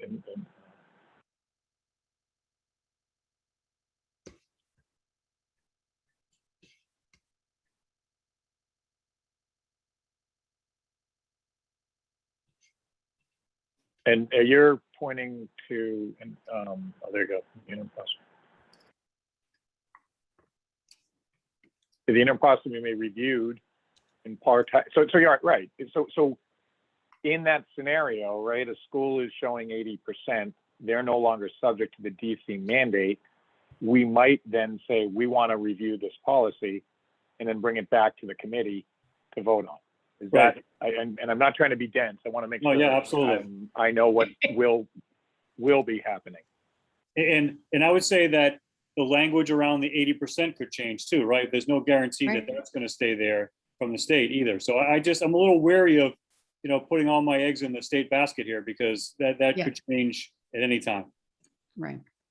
Correct. So based on the information I have, we accept the interim policy, which I think you did a great job with it. The interim policy is saying you will wear masks. And I think we would, personally, I would be very interested in knowledge from DC as the situation evolves, knowledge and guidance. Right. But we very well may be revisiting the interim policy in, Jess, your imaginary date of November, whenever that may be. Yeah. That is the scenario we would be. And everybody there, forget November, forget it. It could be Correct, September, I right? know. It could be whenever we. September, it could be March. We don't know. Viruses have no brain. It's the hallmark of a virus. Very difficult to predict. Unless, of course. I at least understand how the two are intended to work together. So Okay. thank you for clarifying. Sure. Oh, sure. I actually even had a little fun writing this one. Okay, really not. Okay, I'm glad you did. thank you. Oh, come on, you liked it too. All right, so, I say that probably the smartest way to go about this is that we simply rescind and replace with the current Mhm. draft. Yep. Okay. So I will form a motion, which I guess I should have done before this. And then Jeff, would you like us to also then vote in support of your current plan, or are you fine with us just doing the policy? I'm fine with the You're- policy. Yeah, I'm fine Okay. with the policy, yeah. Okay, great. The rest of the committee, do you feel that that's an acceptable way to go procedurally? I'm going to say by the lack of unmuting, I think we're good. Okay, so, and I love it when you like give me a thumbs up, but I don't have my glasses on, so I can't see it. Okay. Well, oh, yeah, thank you, Megan. Yes. Yeah, much appreciated. Laugh at the old lady. I appreciate it. Okay. All right. So, do I hear a motion to replace the EBC supplemental interim policy for the school year 2020 and 2021 with the EBC supplemental interim policy to address the COVID-19 pandemic crisis for the school year of 2021-22? Do we know what we are voting on? We are replacing the EBC from last year with the draft that we had in our packet for this year. So do I hear? So moved. Thank you, Leo. That's what I'm going for. It was, Second by Megan. you guys are a Glenn. rough audience. Second, Megan Glenn. Thank you. And we're not taking this, just to let people know, we're not taking this as like a joke in any way, shape, or form. It's going back on Zoom is a little awkward. Okay, then I will do a roll call. Leo Brem, Aye. aye. And Tim Knight, Aye. Megan Glenn, Aye. and Anime O'Shea Brooke, Aye. and Jessica Riley, aye. All right, the motion passes unanimously. We have replaced the EBC supplemental policy from the previous school year with the school year 2021-22, and that will be put into the handbooks. And Jess, into is the there any policy way manual. that we can push that out? I guess everything from this meeting will be made public when? Tomorrow. Tomorrow.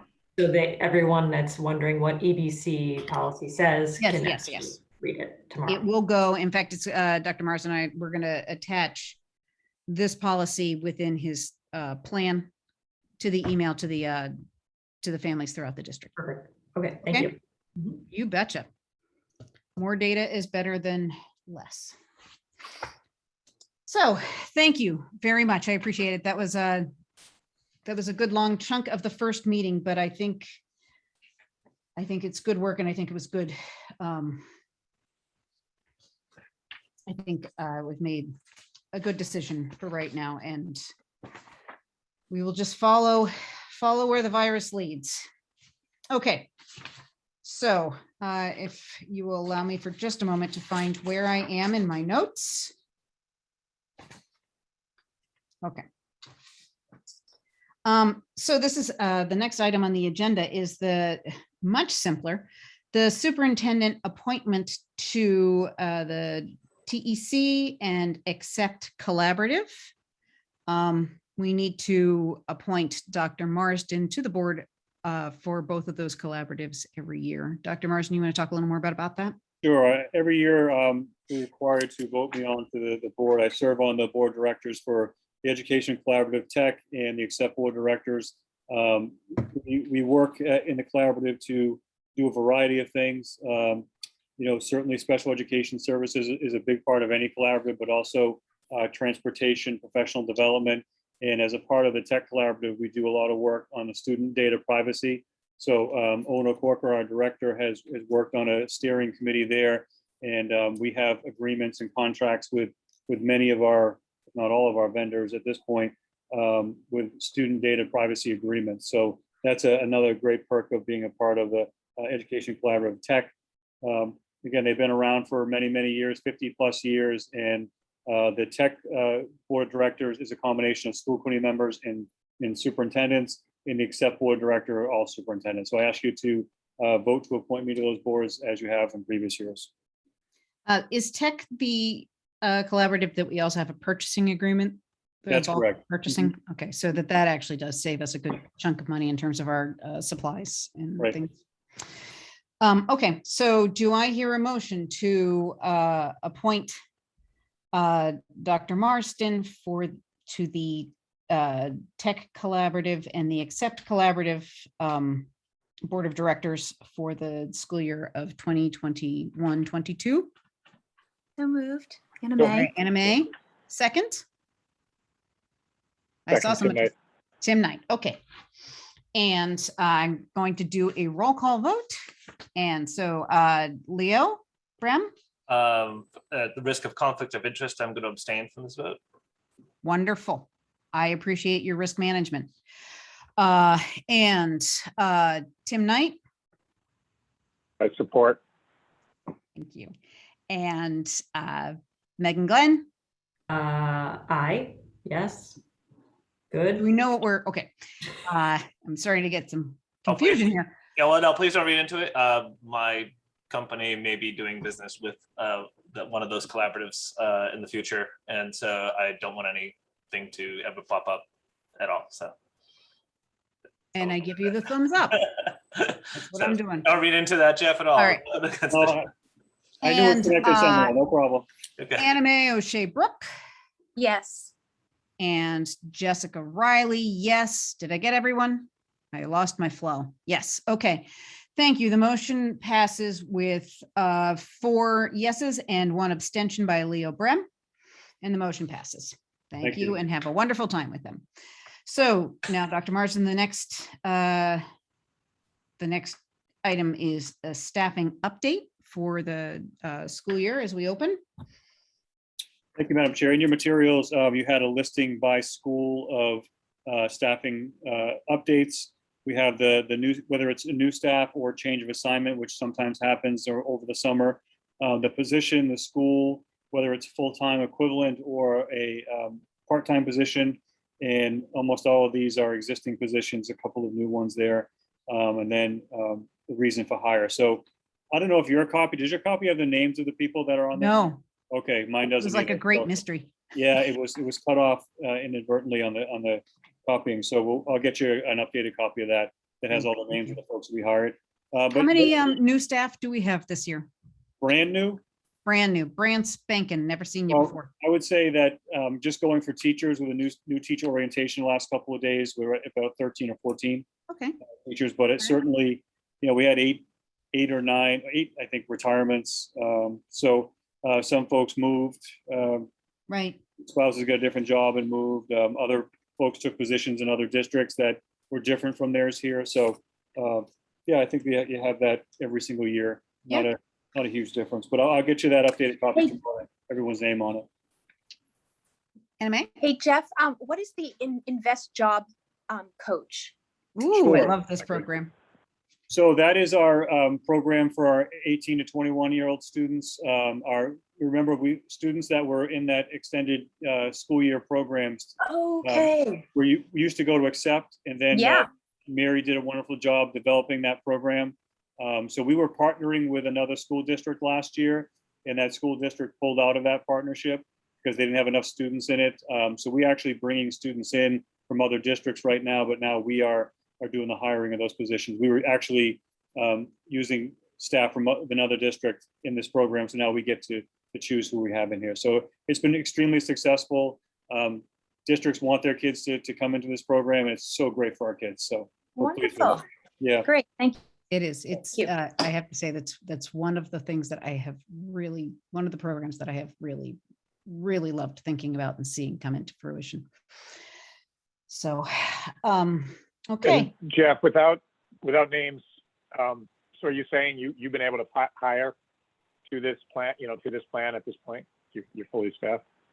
We have, I think, one or two that we're still working on, but I think we're pretty much fully staffed. Good.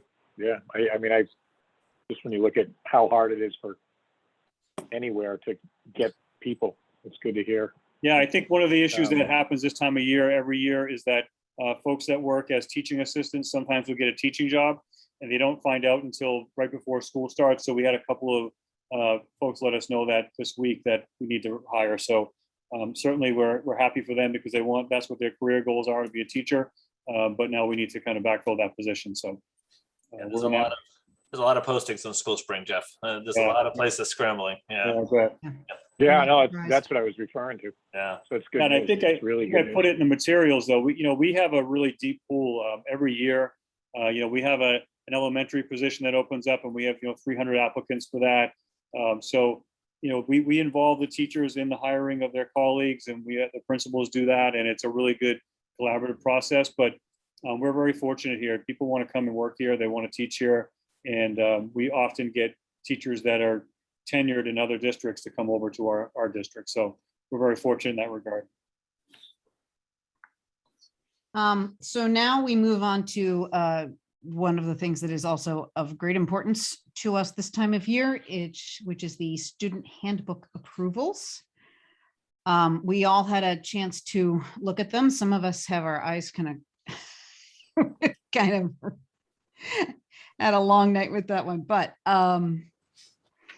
do we have any discussions, amendments, questions on the student handbooks at this point? Or Dr. Marston, do you want to kind of present what you would like us to do and what your thoughts are there? So I'd like you to think about if whatever motion that you come up with this evening, that if it's a positive motion to approve them, that you include that we need to now include the policy that you just voted. Right. So we need to add that into the handbooks. Okay. So we would need to do a motion to approve with the addition of the EBC. Right, and any other, things that you folks want that maybe are missing. I know we did go through and make some changes today in a couple of schools, so they may not be reflected in the copies that you have, but some of the feedback that a couple of you gave me, we implemented that into the handbook, some of the formatting issues and things like that, so. Okay. Yeah, I mean, I think I know that I went through a couple of them with a pretty fine tooth comb in terms of really looking in depth at them. And then the rest of them I kind of have seen and I read and agreed with in general. Does anybody have any other things that they haven't shared specifically with Dr. Marsden that he would have had corrected?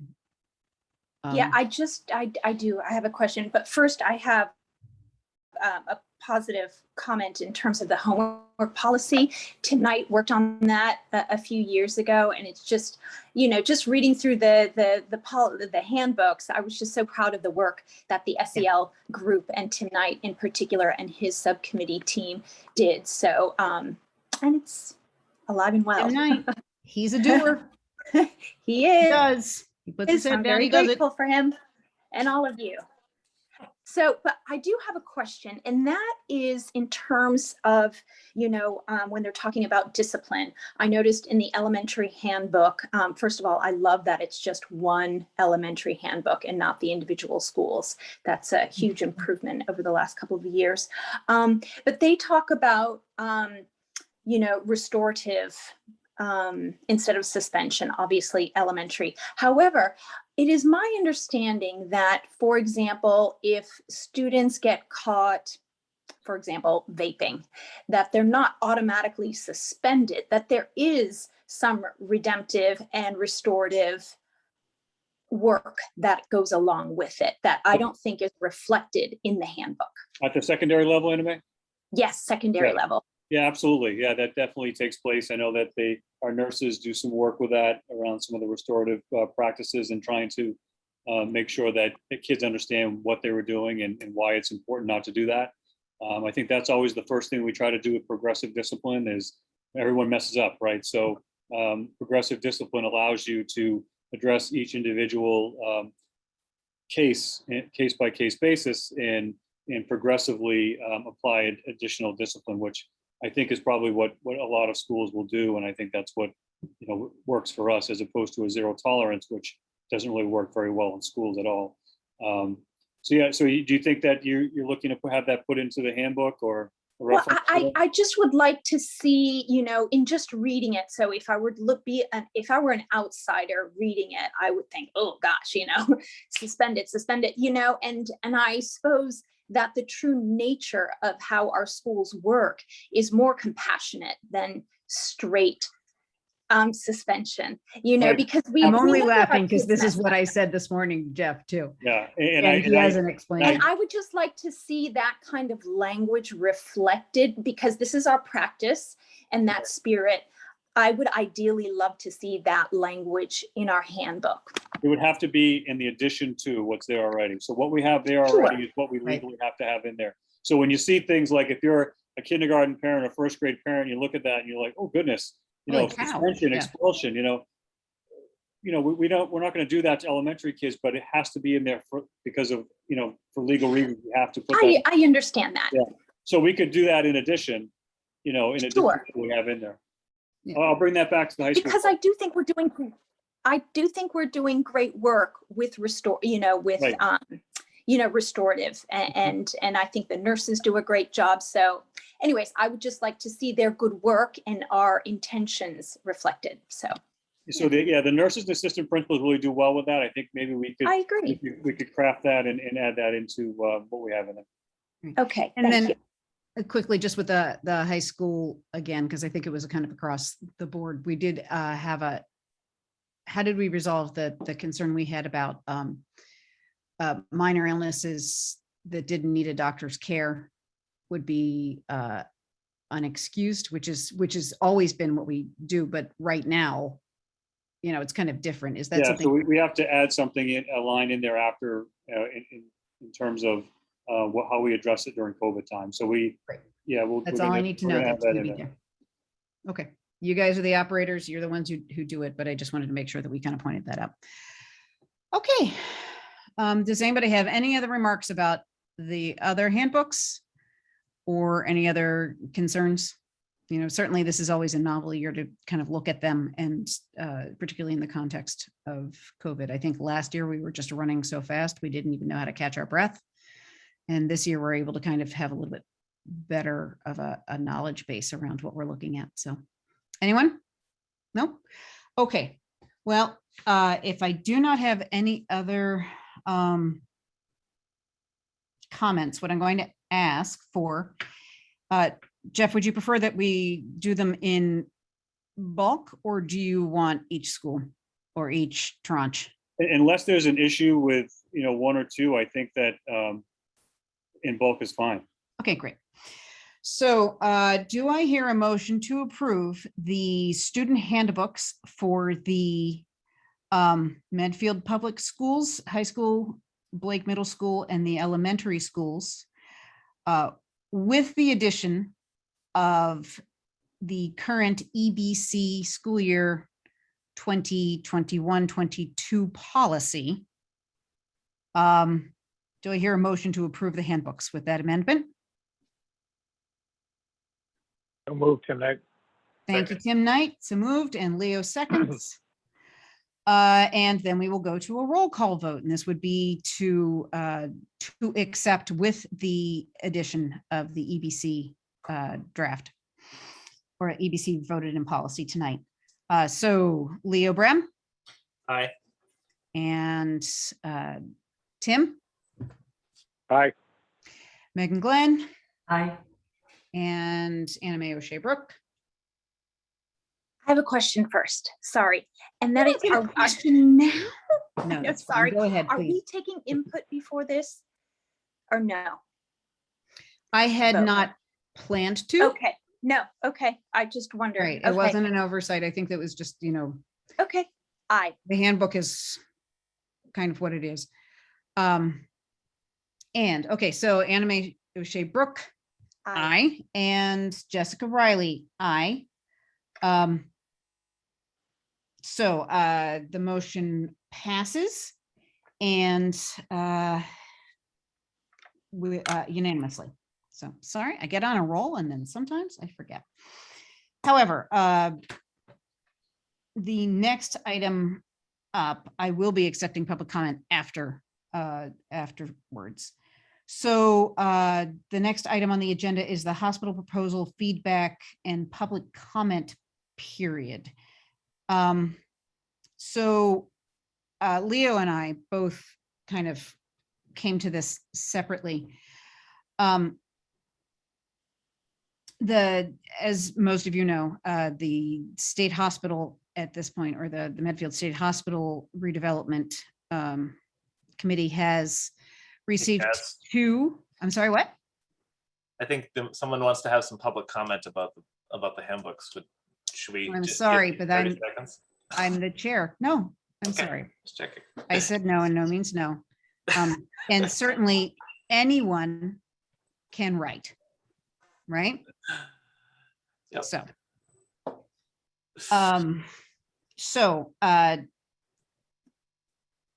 Sorry, I didn't mean to derail. That's Yeah. hospital. I think we probably, yeah. So we do have the hospital proposal, and what I asked all of you to do was take a look at the two, I'm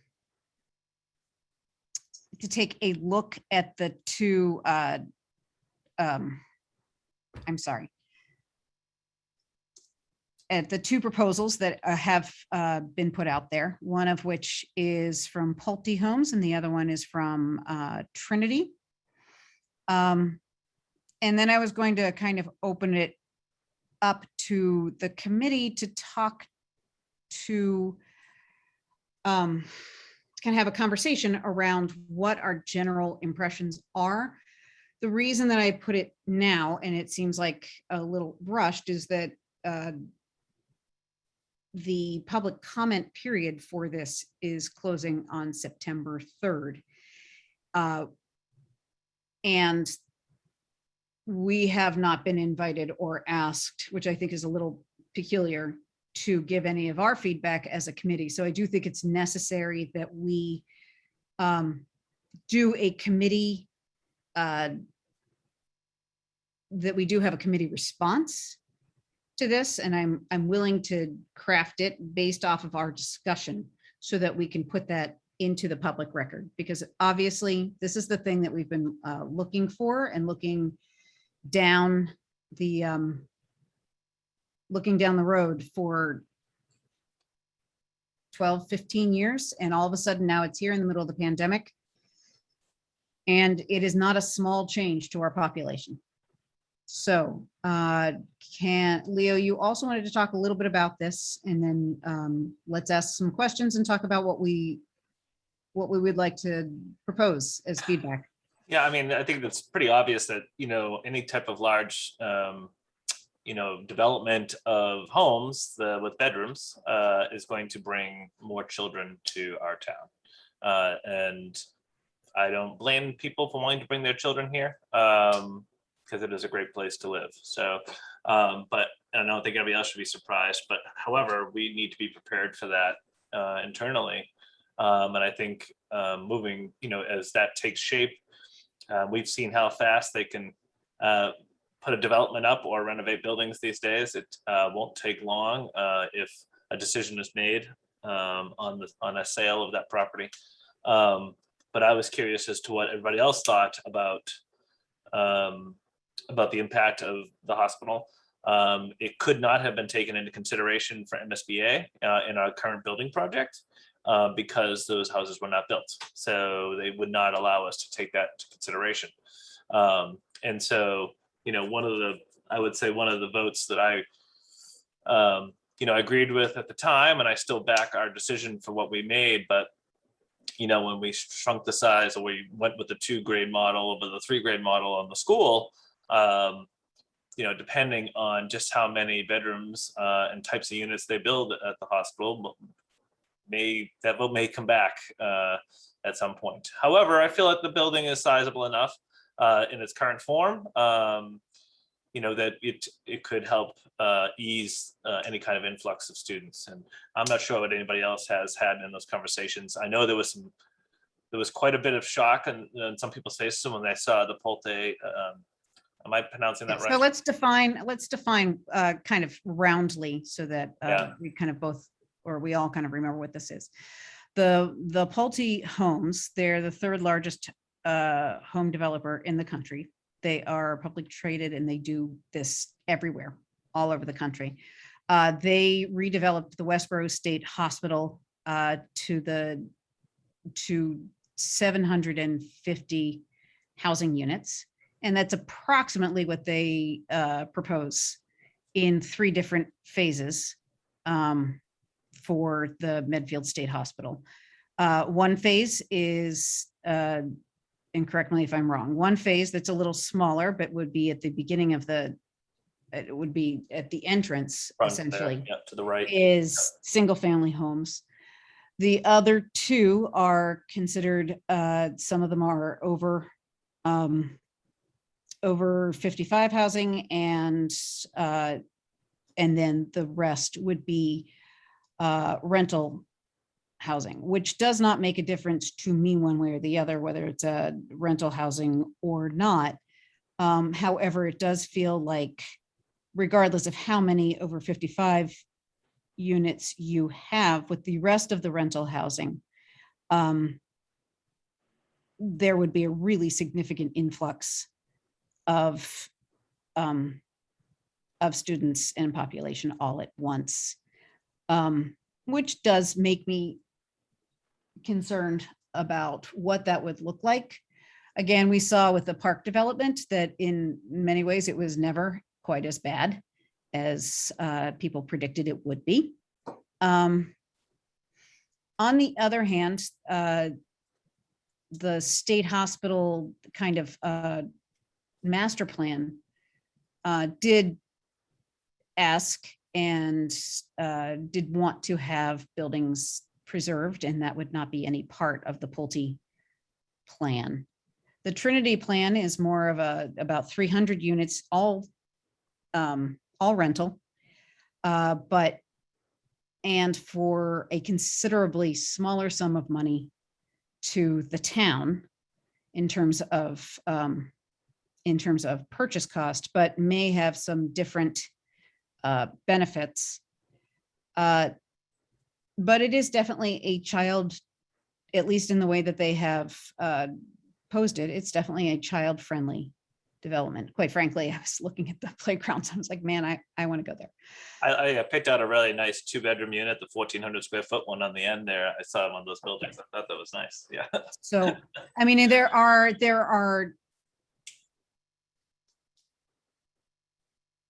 I do not want to put my personal impression on the committee right now unless nobody else has an opinion. And again, this is so difficult to predict the future. I think that we've been talking about that all night. But I have a couple things, Jess. yeah, thank you. I'll save you. Thank you. One, just a question. I know that they sent out the request for proposals. 2 have come in. This doesn't mean that, oh God, we have to pick one of these 2, correct? Okay. The second thing that I wanted to make clear, especially in my work on this committee with the budget, is that the mantra that at least our committee and even the town has been repeating again and again and again every cycle that we do this budget is that Medfield needs to get another source of revenue beyond property taxes. And so the devastation that I felt reading through these proposals, I kept flipping, where, okay, yeah, houses, rentals, houses, where's the commercial, what are they going to develop? And I mean, this is beyond the scope of me on the school committee, but just even, it would be great for someone to live there, but I feel like so many people in our town use that and go up there routinely that turning it into kind of residential area kind of stops that flow from happening in its own way. I know that there would be a cultural center but that's kind of an aside. Reeling it back into related to us monitoring how many students are going to come in. I did look at their appendix of the Trinity, the Pulte one. I can't even wrap my head around that one. So I'm Yeah, just moving I kind of feel the same way. Yeah. moving on directly to the Trinity one. And they did do some sort of a study. I don't know what sort of cool math they used to come up with. I think they counted the number of bedrooms and kind of assumed that if it was a 1-bedroom, kids weren't going to be in it. Yada, yada, yada. And they said about 50 kids, 50 to, it was at 47 to 67 kids or something like that, which I Jeff, think, can you remind me? I'm sorry. Thanks, Megan. I think that's low see his anyway, data. but Yeah. they estimated that that would then cost the district between 100 and 200,000 extra dollars. Now I know if we're I'm sorry. that could pay for 2. Where that math came from, but You know, I don't. So I regret that we weren't. I at least didn't know that they were interviewed. They had already interviewed this this company Trinity on Monday, I believe it was. And I would have gone and kind of asked for clarification on this study, because I don't know what if this is a person in education that did this study, but it was, I don't want to say laughable, but it was grossly misrepresented how kids transfer to cost to the district. And like you said, that one came with much less money to the town as well. I understand they're preserving the buildings, and that's going to be a great expense to them, which is probably why there's less money coming to us. But there's a Now, lot. with the Trinity plan, there was, because they had not used all of the land. I mean, Pulte was kind of coming through and like, okay, you know, we're Okay. using it all and we're Okay. stick it in there. But with the Trinity plan, there was still room available to be able to do commercial development later, should the town decide to do that. Okay. So I think that there was some small aspect of it. I think it's going to lower the tax rate in any seriously appreciable way. I don't know. I'm not an economist, and I'm not an economic development person. I can only wrap my head around what I actually do. The know. issue with That down in the middle of a housing development. well, and the issue Unless too, it's like a, you know, a little cafe or convenience store like, you know, Norfolk has, or any of those kinds of things. that's a yeah. If we could stick a CVS up there, but Yeah. Well, the everywhere else.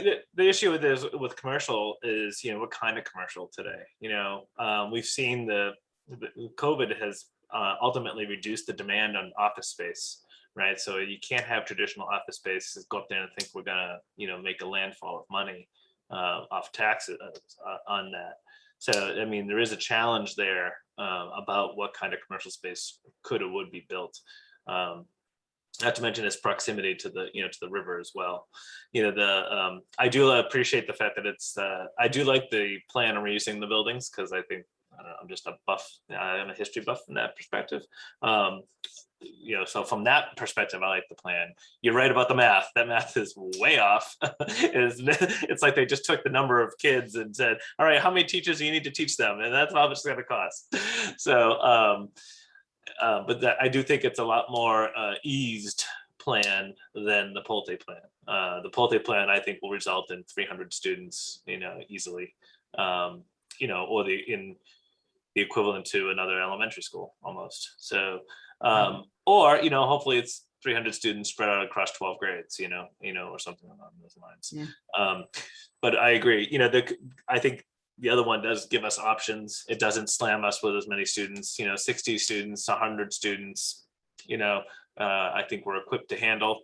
And especially with a new building, I think would be more than able to handle that. I'm not sure how Jeff feels about it, but at $16,000 per student, another 100 students is, you know, 1.6 million. So I think it would be really worth, and I mean, you know, as the town moves into this, a proper analysis, because can we truly cope with the numbers? And also, you know, we think about, you know, the new, you know, Dale Street, the new elementary school that, you know, that for me at least, you know, it just kind of reinforces the Wheelock site, because that gives our town long-term flexibility. I mean, what if we had a huge influx of students? Would we have enough classrooms? And Right. if we had to expand, where would we go? You know, so there are a lot of pieces, but this really is worthy of, as I said, just an in-depth It analysis. absolutely gives us more flexibility by far, you know, and I think one of the other things that they should look at is making sure they get sidewalks, you know, from the hospital to the center of town, or to the rail trail, you know, things of that nature, you know, to make sure that it's connected in some manner. It is still far out there. It's a pretty long walk.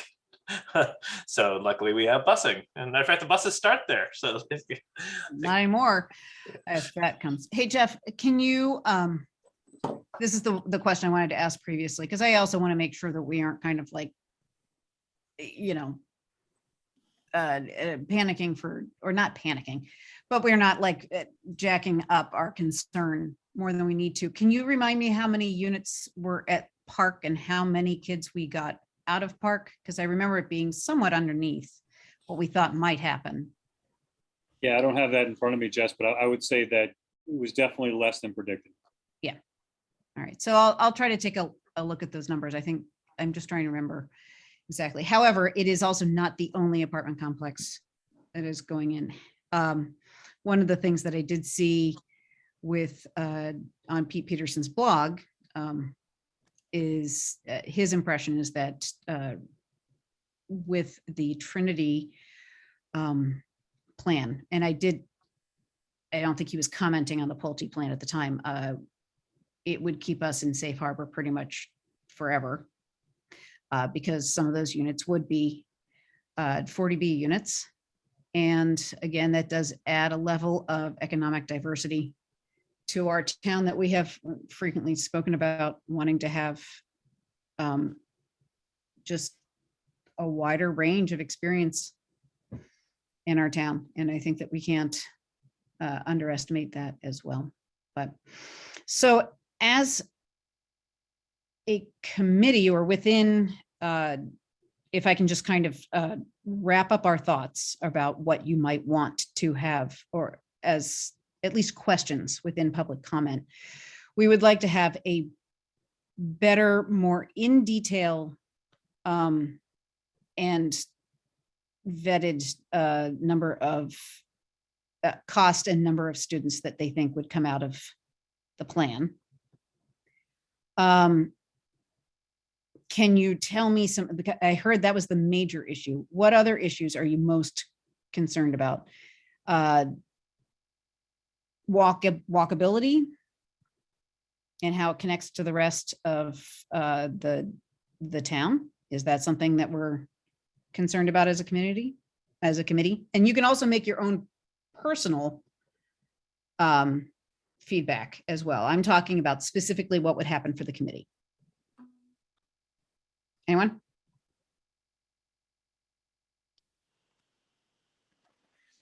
Analysis. Jeff, I've been, go ahead, Anna Mae. No, I just want to just reiterate that the analysis would have to be done, you know. Right, That- because my other concern is that Selectman Murby has been really pushing for a special town meeting in the winter to approve sale of the state hospital. So this is not, you know, while it has always seemed like the state hospital is like way out there, it seems like either something is going to happen real fast or nothing's going to happen for a real long time.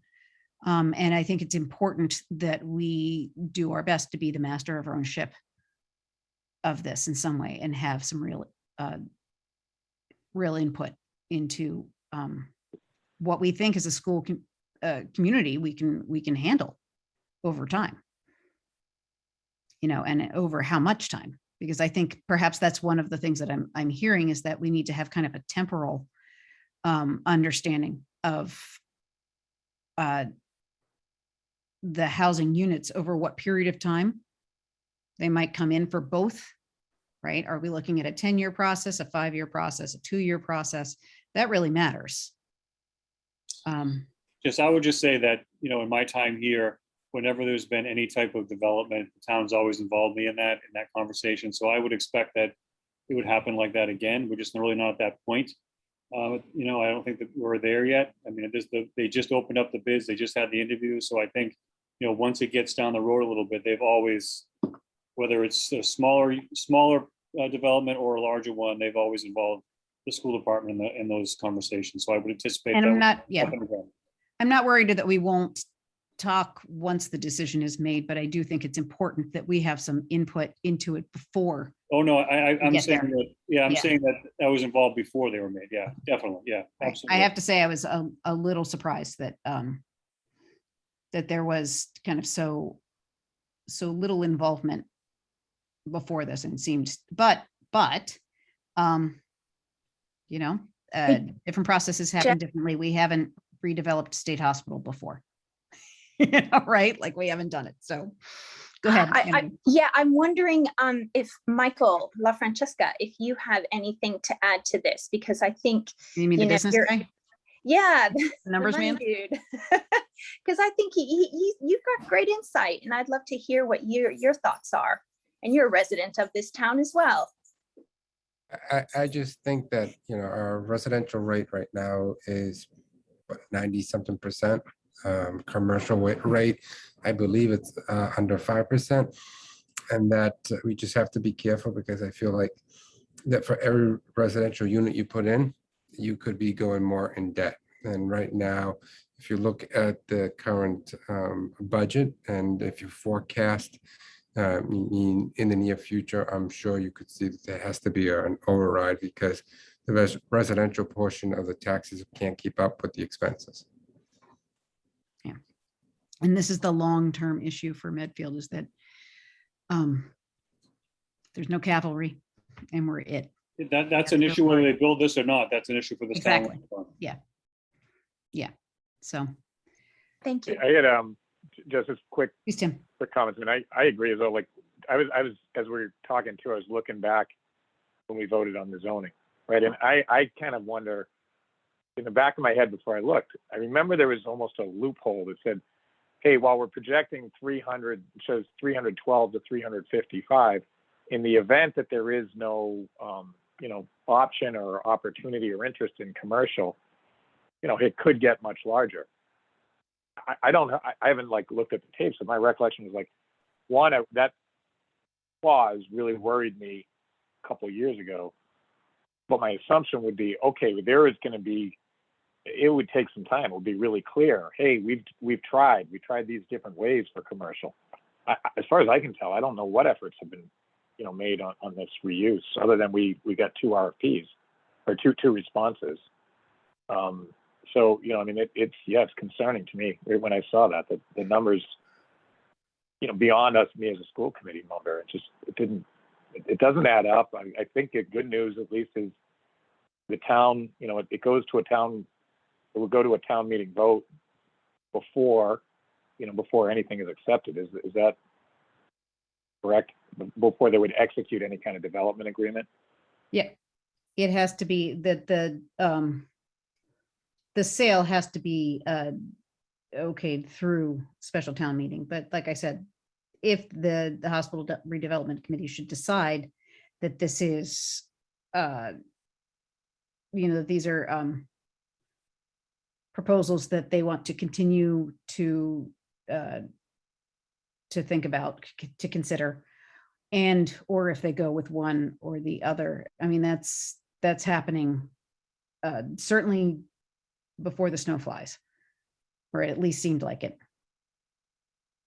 It could be a little bit more extended. You don't know how long negotiations take, but once you're in negotiations, you're actually, you're working towards dispersing the property. And so I just think that it's important that I don't have to say that it's an eventuality that they will sell this property to either of these 2 firms, but I do think it's important that as a committee, we weigh into that. Does that make sense? Especially before the September 3rd date.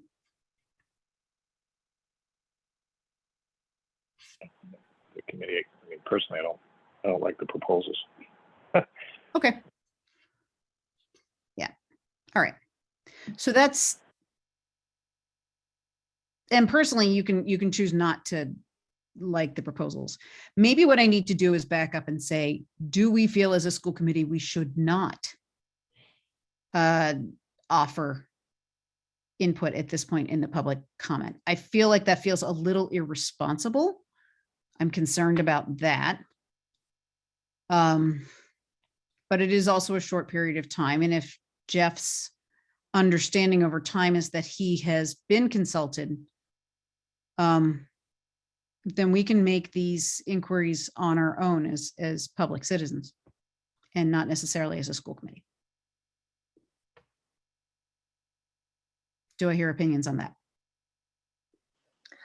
Well, could we make a general, I mean, we are going to be involved, I would imagine, you know, in the process. That I do trust that. But I think maybe just as a general statement that to just, not obnoxiously, but, you know, and just, you know, we're part of the process that we want to be included. We know we are, but, you know, it's on our radar and we are, you know, You know what we're talking about here? Money. We're really concerned about finances, and that we know that everybody else in the world is, but we are really concerned about how this would impact us. And we need to have and our students a pretty accurate idea of how this will affect financially the town in a way that feels realistic. And it's not that, it's that I simply need to kind of pose that we are concerned about this, and we want to make sure that we are working with realistic numbers as much as we can, and that education changes, school buildings change, construction costs change, timelines for, you know, having to renovate buildings because of influx. We need to know a little sense of proportion and time. Yes, I don't want to come off as anti-development or anti, you know, anything, but come on in, join the party. It's a great place to live. You we know, just need to know how we plan for it. Yeah. But it's a real issue to us. I think that's what we have to be a part of, and you know, part of that process, because you know we are going to be impacted a lot, right, by any one of these. Right. So it doesn't matter if it's the smaller one or the larger one, we'll be impacted a lot. So I just think we got to make sure that, you know, we're all part of the process, and that, you know, we have a say, and that's all. I think that's important. So yeah, I think at this point, just throwing one idea out. Like, I mean, we would like to better understand what the educational cost would be when considering the total revenue the town receives. Right. Like originally they say, I'm just looking at it. They said, you know, the town will receive X after educational costs. The school committee is concerned about what the educational costs would be based on these proposals. Right. And we need to know the basic assumptions. Yeah. Yeah. That's fairly general. So it doesn't really matter what proposal. Correct. It's protecting us. Like, look, as we consider this, we as school committee members want to make sure we also consider the educational cost associated with it. I like how you stated that. I think that's great. All right, great. Do we in general, and this is not a vote, but do we in general feel as though that is a fair statement that I could, as chair, simply pose to the person, to the feedback, I'm sorry, whatever it is that I need to put it on. I think we're obligated. Goes without saying, I support. Yeah. And then you can offer your own personal opinions on how you feel about the way, you know, like affects the historic blah, blah, blah, blah of the town or whatever. Like, that's yours, but what's ours? Ours, I know, whoa. Ours is how we can strategically incorporate whatever development happens into our planning. And we need to have really good numbers for that before we can actually before we can actually have an informed opinion about what it is that we need to do here and what might happen as a town. All right. Does anybody have any other comments on that? And if not, I'll open it up to public comment. No? Okay. So I'm willing to open this to public comment now. If you would like to make a comment, we are doing, especially because it's 9:15 at night. And this will not be the last time we discuss this. If you'd like to come over, that'd be fine. We have, and we'll keep it to 2 minutes. And I'm going to wait about another 30 seconds or so. After that, we will be discussing the Medfield MASC policy review, the first reading. All right, I don't see anybody coming over at this point, so I'm going to close that to public comment. So the Medfield MASC policy review first reading, and I'm going to hand that over to Megan or Tim, whoever would like to take that. It's going to be me. Tim Okey looks doke. really excited about it, but I think I'll grab it from. Okay, I'm going to try to break this down into as simple terms as possible because I know there Can we was have your spreadsheet? and even simpler than my spreadsheet. But what you received in the packet were any of the policies that were either changed or replaced by an MASC, or Model. not replaced, but are subjected to be replaced by the MASC model policy. So anytime there is a change or a replacement needs to be reviewed by the committee Right. before it can be voted on and then moved over to our policy. So the policies that you got in the packet would be the existing Medfield policy, followed by the MASC model policy so that you could review and compare and contrast, because I know you all did. And I actually did, and my brain hurts. yes, ouch. All right, and as I was prepping for this, I got myself all befuddled again. So I can see how you can easily go off the rails with this because it's a lot of verbiage. But basically the first one, AB, is a Medfield specific policy called the people and their school district. And the MASC felt this was completely fine policy, except for the fact that every time we said school system within the policy, we need to replace it with school district. So this is just 2 slight word changes, but I have to bring it to you and you Yep, have to you do. look at it and you have to say, okay. So other than that, we can keep our policy the way that it stays. AB. Okay. Yep. Another one that we will keep as our Medfield policy with only some tweaks that I'm proposing is ADF, which is the school wellness policy.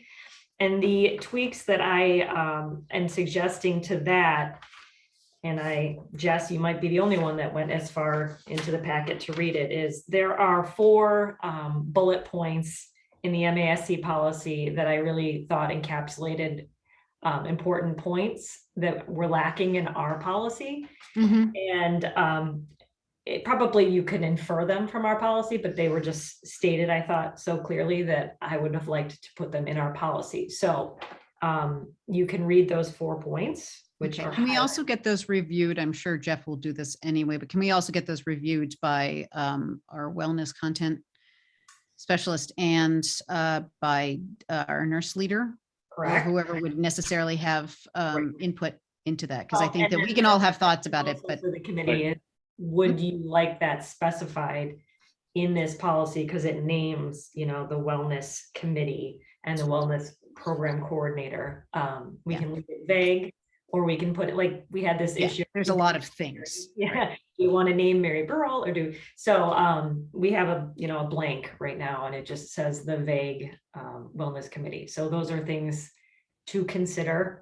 Again, my and Tim's suggestion working on this would be to maybe for now, Tim, correct me if I'm wrong, maybe you don't remember, but I had was looking for a little more clarification on how often they met and who was on this committee if possible. But I know we now have a new head of the wellness committee, so hopefully we'll have her for a little bit longer then, so we won't have to keep changing this. But that's up to the committee to decide on if we want to go that route or not. But those I'm sorry, I would just recommend that you do positions and not names. positions.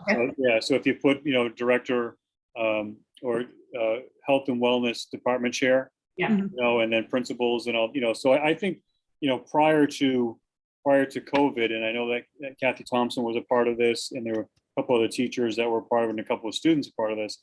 They met like they were supposed to meet in terms of these dates. So COVID kind of threw all that stuff out of whack, but I'll sit down with folks and kind of go through this and get their feedback on it, but it looks good. Okay. Stuff looks good. Good. All righty. Then the other three that I have in your packet They're are horrible. They're horrible. pretty much. You're just going to be the worst comparison thing ever, but okay. Okay. Oh. ADC, which is basically our existing policy on smoking on the premises. That And one's not so hard. That's in itself is outdated in even its title, because Yeah, unfortunately we have some new evils have befalled us in terms of that's not the tough one. electronics. Yeah, right. So the MASC policy is much more cohesive and a little bit broader in scope. Mhm. But the one thing that we can leave it vague, and then it kind of comes back to what Anna Mae said earlier in terms of discipline versus what's the word I'm looking for? Restorative. Restorative, yes. Yeah. It says that people involved or a student in violation of this policy should be subject to disciplinary action. We need to kind of revisit that to link back to the handbook. Is it disciplinary action or restorative action? So that should be part of the review as well. ADDA is Corey requirements, and boy, that one is That's a bunch of fun. So our policy currently looks like it's from 2007, and the MASC model policy is a little closer to 2014. So it includes a little bit more timely, comprehensive elements. I mean, you could really go in the woods comparing the two, but the ADDA/R was another comprehensive MASC policy that they suggested we just adopt instead of trying to weed out what we had and incorporate this, that, or the other. So it was just easier to, on your own time, you can go through them and compare them. I tried. They're very similar, with a little bit more nuance in the MASC policy. And if that brings us more in line with the statutes that the MASC wants us to have, I'm all for it. Again, need to bring it back to you as the committee to green light that. No huge changes. Yeah. So, and again, I mean, Corey policies are essentially Corey policies. They are very prescriptive and very much part of the kind of Massachusetts general law. So, I mean, Jeff, do you have any comments on those in general, kind of operationally, what we're not considering or understanding right now?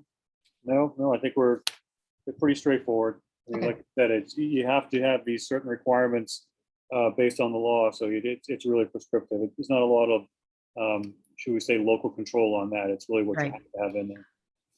Okay. So that's so- section A. That's section A. Only what through G? H, I, One day at a time. J. No, there's, a lot. There's Yeah, more. there's several. Yeah. Oh, no, Um, there's a lot. Yeah. You know what? Hats However, off to when you we guys. do This is this- a lot of work. So thank you. Yes, thank you so much. I know, I really feel like I Hours. kind of handed this football to you last year and was like, could you go do this? Mm. And you probably had absolutely no idea what was about to I happen did. to you or your life. Did not. Sorry. You've done it Okay. with great grace. Yes, you have. It might be a hot potato, not a football, Ooh, but I was trying to no, look for the sports metaphor to see if, I kind of, blended in better. we got it. All right. No, two comments. One, Megan, and especially, I'm part of this with her. We've had a few reviews, but has done a great job of, helping us understand what this really means, what work is necessary. And, I think in certain instances, we are working with MASC. The good news is they do this. They've gone through this with many districts many times. So a lot of times we do value their input.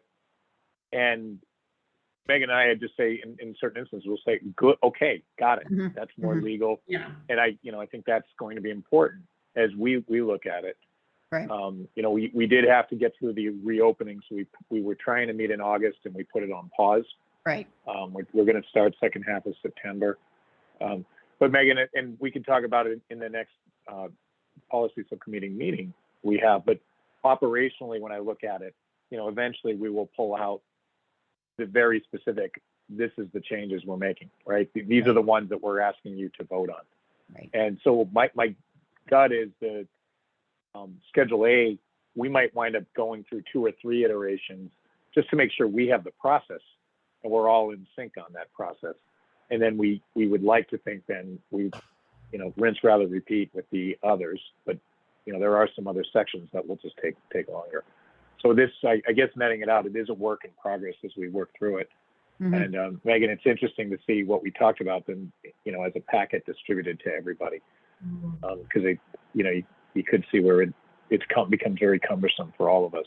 Well, and then I could see how it would be balanced. very confusing having not sat in on our meetings, what the heck we were talking about. And so that's why I'm hoping that I'm explaining it a little bit better for you guys, but. You are. Thank you. It's a lot yeah. of work. Thank you. Yeah. I mean, obviously we have, some things about Medfield are pretty idiosyncratic that won't fit into the MASC kind of thing, but it's certainly important to review all of these, and it will make things much, much easier.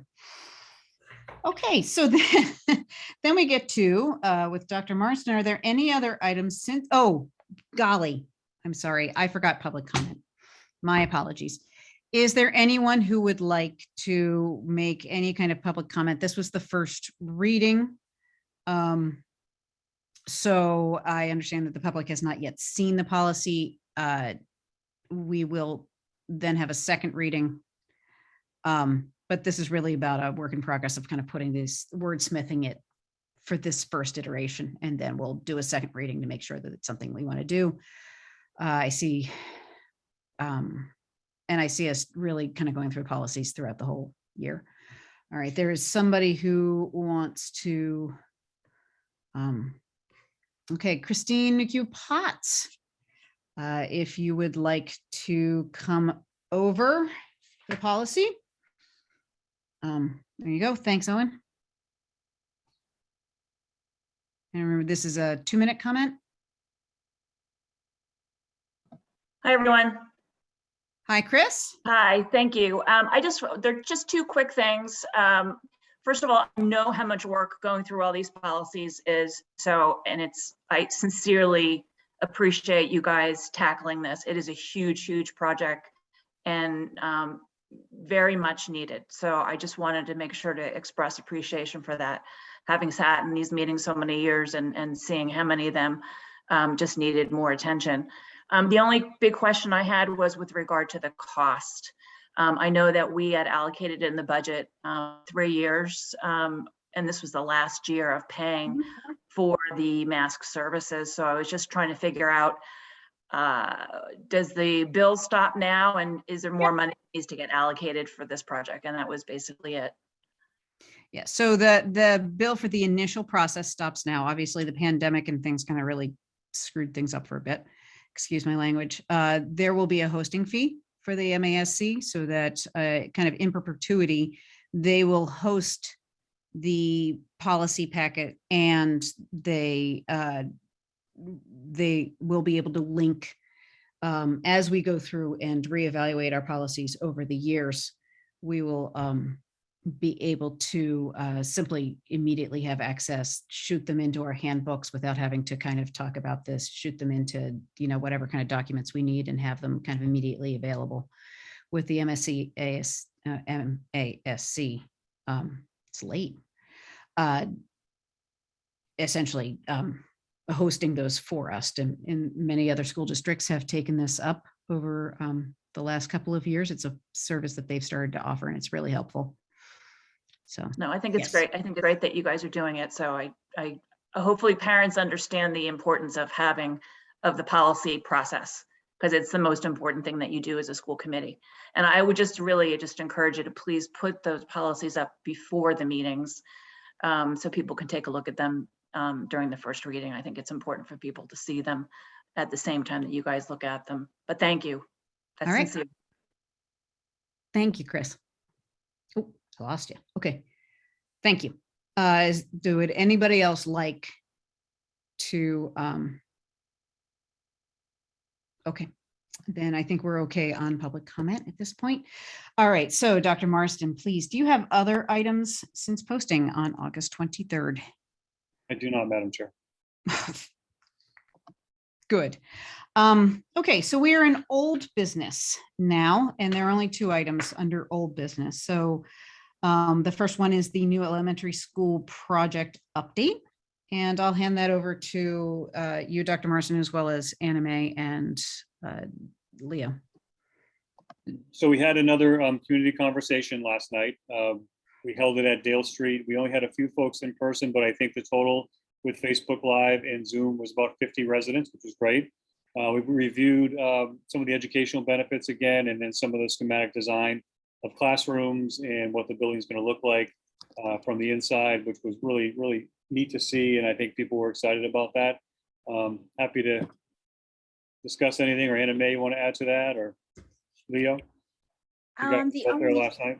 a couple of things I'd like to add is to remind people to, if they haven't started following, you know, what's going on, please do. You know, we've got the website, we've got email updates, Facebook, Instagram, Twitter even.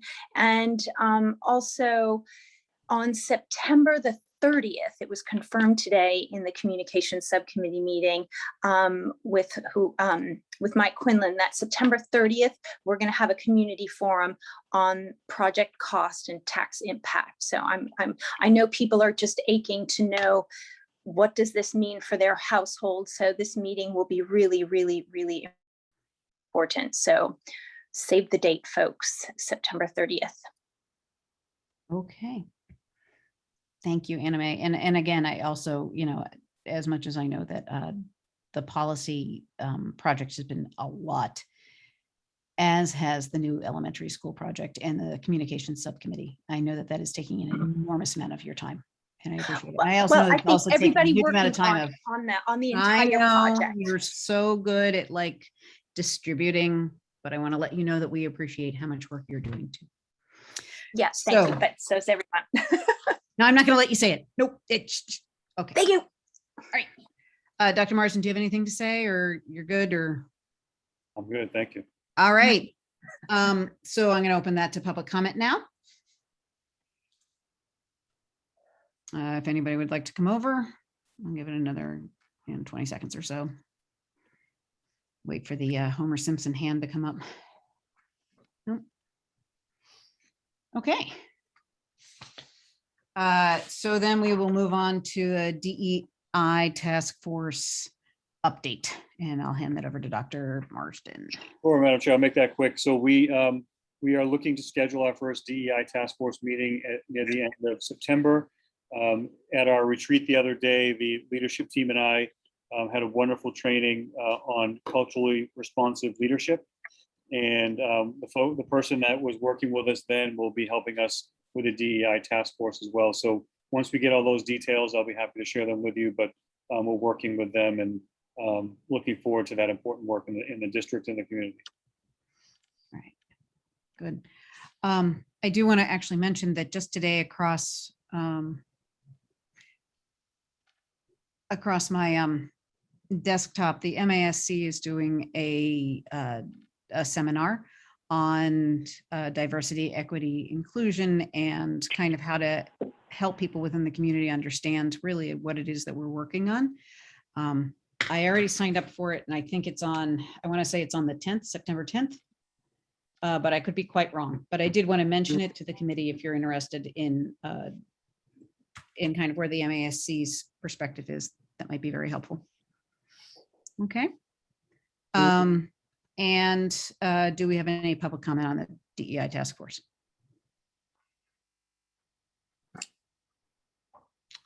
All right. Wow. Okay. Well, I haven't had a really good long one, but it's been productive. Do we have any informational items that we would like to share? And I think 19 is about the lowest I've had in ages. It's amazing. No? Okay. I do want to say that I'll be doing a updates tomorrow. If anyone would like to join me at 1 o'clock, I'd be happy to do that and kind of do a a general roundup on the beginning of school. And then I'm also going to speak to Audrey, not Audrey, actually it's Emily. No, I'll have to make it a different appointment. But I do want to let you know that updates and the school updates that we do on the Medfield TV can also be accessed as audio podcasts, which might make it significantly easier for people to kind of really listen to those in their cars, kind of driving down the road. We try to make them entertaining. Well, I mean, I'm entertained. But in terms of accessibility, that can be really much easier than watching YouTube. Anybody else? Updates? No? Chelsea Goldsmith Walsh and myself will be, I think, right after you, talking about the Medfield Coalition for Suicide Prevention. September is Suicide Awareness Month, and we've got a lot of programming going on for that. Great. Actually, that's really wonderful. I can't, I'm excited to see what you have. Be great. And we'll try to get it out there. Okay. Leo, Tim, Megan. Yeah, I just wanted to broadly thank all of the parents that took the time to provide us with their input.